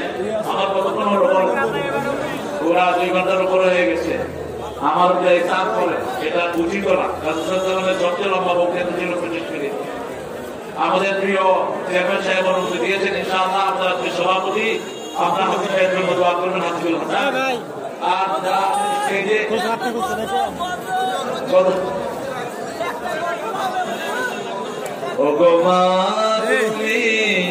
এই ধরনের শ্রেষ্ঠ আমার, তোমারই পদ তলে রয়েছে জান্নাত। ও গো মা তুমি এই ধরনের শ্রেষ্ঠ আমার, তোমারই পদ তলে রয়েছে জান্নাত। অনেকে দোয়া চেয়েছেন, দোয়া চাইলে দোয়া কবুল হয়, এটা হলো দোয়া আদব। আল্লাহুম্মা আমিন। লা ইলাহা ইল্লাল্লাহ ওয়াহদাহু লা শারীকা লাহু লাহুল মুলকু ওয়া লাহুল হামদু ইউহয়ি ওয়া yumiitu ওয়া আলা কুল্লি শাইইন কাদির। আল্লাহুম্মা সাল্লি ওয়া সাল্লিম আলা নাবিয়িনা মুহাম্মদ ওয়া আলা আলিহি ওয়া সাহবিহি ওয়া বারিক ওয়া সাল্লিম। কল্যাণপুর, ইসলামপুর, জান্নাতুল মুআল্লা কবরস্থান ও ঈদগাহ ময়দান উন্নতি কল্পে সিরাজগঞ্জের শাহাদাতপুর এই থানা থেকে হাজার লক্ষ জনতা নিয়ে গভীর রজনীতে শীতের ভিতরে হাত তুলেছে। আল্লাহ, এই তোমার গোলামেরা কত কষ্ট করে খোলা আকাশের নিচে মাটির উপরে বসে আছে লক্ষ লক্ষ জনতা। আল্লাহ, আজকে এই মাহফিলে যারা এসেছেন সবার জীবনের সমস্ত গুনাহগুলো মাফ করে দাও। আজকের মাহফিল সহ সারা জীবন যা ভালো আমল করেছেন তোমার শাহী দরবারে কবুল করো। তার হাদিয়া সমস্ত আপিকেরা করার ওয়াহ মুবারকে পৌঁছায় দাও। বিশেষ করে যে নবী আলাইহিস সালাম সারা জীবন উম্মতি উম্মতি বলে কেঁদেছেন, সেই নবী পাকের রওজা মুবারকে সওয়াব পৌঁছিয়ে দাও। এই পর্যন্ত যত মুমিনাত কবরে চলে গেছে সবার আরওয়াহের সওয়াব পৌঁছিয়ে দাও। বিশেষ করে সবচেয়ে আদরের মা, সবচেয়ে আদরের বাবা যাদের নাই, পিতামাতার জীবনের গুনাহগুলো মাফ করে দাও। পিতামাতার কবরকে জান্নাতের বাগান বানাও। যাদের পিতামাতা বেঁচে আছে হায়াত দারাজ করে দাও, নেক আমলের তৌফিক দাও। রব্বির হামহুমা কামা রাব্বায়ানি সগীরা। যে সোনার টুকরা যুবকগুলো আমাদের চেয়ারম্যান সাহেবের নেতৃত্বে মাহফিলটা জমিয়েছে, আর যে সোনার টুকরা যুবকগুলো শুনতে এসেছে, আর বয়সের বৃদ্ধ যারা এসেছেন, মায়েরা যারা এসেছেন, কাল কিয়ামতের কঠিন ময়দানে মা যখন ছেলেকে চিনবে না, ছেলে যখন মায়ের পরিচয় দিবে না, সেই দিন এই মাহফিল সবার জন্য নাজাতের উসিলা বানায়া দিও। এই মাহফিল উসিলা এই কবরস্থানের সবাইকে তুমি মাফ করে দাও। এই কবরস্থানের সবাইকে জান্নাতুল মুআল্লার কবরস্থানের মতো মাফ করে দাও। আল্লাহ, সেই সাথে সারা দুনিয়ার মাটির নিচে যত মুমিন ঘুমিয়ে আছে সবাইকে তুমি মাফ করে দাও। সিরাজগঞ্জের সকল কবরস্থানের সকল মুর্দাকে তুমি মাফ করে দাও। আল্লাহ আমাদের চেয়ারম্যান সাহেবের পরিবারকে তুমি কবুল করো। আল্লাহ আমাদের যত ডিসিএসপি, যত ওসি, যত police, RAB, army, BDR, DGFI, DB সবাইকে তুমি ইসলামের জন্য কবুল করো। সব বিপদ মুসিবত তুমি দূর করে দাও। আমার যত মুরব্বীরা এখানে এসেছেন, যত আলেম, যত সাহাবা এসেছেন সবাইকে তুমি মাফ করো। আবু বকর রাদিয়াল্লাহু আনহুর মতো সবাইকে কবুল করো। সকল যুবকদেরকে সাইয়েদনা হামজা রাদিয়াল্লাহু আনহু ঈমান দান করে দাও। তাদের জায়েজ আশাগুলো তুমি পূরণ করে দিও। তোমার দ্বীনের জন্য জীবন দেওয়ার সেই শক্তি তাদেরকে তুমি দান করে দিও। আল্লাহ যত ছোট্ট ছোট্ট মাসুম শিশুরা এসেছে হাসান হুসাইন রাদিয়াল্লাহু আনহুর মতো কবুল করো। আমার মা বোনদেরকে মায়েশা ফাতিমা রাদিয়াল্লাহু আনহার মতো কবুল করো। তাদেরকে নেক সন্তান দিয়ে তুমি ধন্য করে দাও। যত অভাবী আছে অভাব দূর করে দাও। নদীর ভাঙন থেকে সিরাজগঞ্জকে তুমি হেফাজত করো। আজকে এখানে যারা আলোচনা করেছেন আল্লাহ কালসারি ভাইয়ের নাম আমি ভুলতে পারি না। আল্লাহ রেজল করিম কাউসারকে তুমি মাফ করে দাও। তার মেয়ের জামাই আমার সাইদকে তুমি কবুল করো। আমার আব্দুল হান্নানকে তুমি কবুল করো। আল্লাহ এখানে যত ওলামা হযরত এসেছেন সবাইকে তুমি কবুল করো। সকল মসজিদ কমিটিকে তুমি কবুল করো। আল্লাহ যত চেয়ারম্যান আছেন আমার হাসান ভাইয়ের মতো যত এমপি মন্ত্রী সবাইকে ইসলামের জন্য কবুল করো। দেশটাকে সব বিপদ মুসিবত থেকে তুমি হেফাজত করো। আল্লাহ সারা দুনিয়ার মানুষকে তুমি হেফাজত করো। করোনা রোগ থেকে সবাইকে তুমি হেফাজত করো। আল্লাহ আমার যে ভাইরা এসেছেন সবাইকে নামাজি রোজাদার বানায় দাও। সবাইকে কোরআনী আন্দোলনের শ্রেষ্ঠ মাহব বানিয়ে দাও। আল্লাহ জানি না কার কখন মৃত্যু আসে, জানি না কার জীবনের শেষ মোনাজাত জানি না। শাহাদাতের মওত আমাদের নসিব করে দিও। আল্লাহ রাব্বুল আলামিন একটা ছেলে দোয়া চেয়েছে, যেই করে শহীদুল্লাহ সাহেবের ছেলে আল্লাহ তার দুটি চক্ষু নাই, আল্লাহ দুটি চোখের বিনিময়ে তাকে দুটি জান্নাত তুমি দান করে দিও। আল্লাহ তার চক্ষুটাকে তুমি চক্ষুষ্মান করে দিও। ওই পরিবারকে তুমি কবুল করে নিও। আল্লাহ এই এলাকার সব পরিবারকে তুমি কবুল করো। আমার হিন্দু ভাই বোনদেরকেও তুমি ইসলামের জন্য কবুল করো। তাদের দুঃখ দুর্দশাও তুমি দূর করে দিও। আল্লাহ যেদিন আমরা চলে যাব পরিপূর্ণ মুসলমান না করে তুমি নিও না। শাহাদাতের মওত আমাদের নসিব করে দিও। যেই দিন মৃত্যু আসবে জবানে জারি করে দিও লা ইলাহা ইল্লাল্লাহু মুহাম্মাদুর রাসূলুল্লাহ।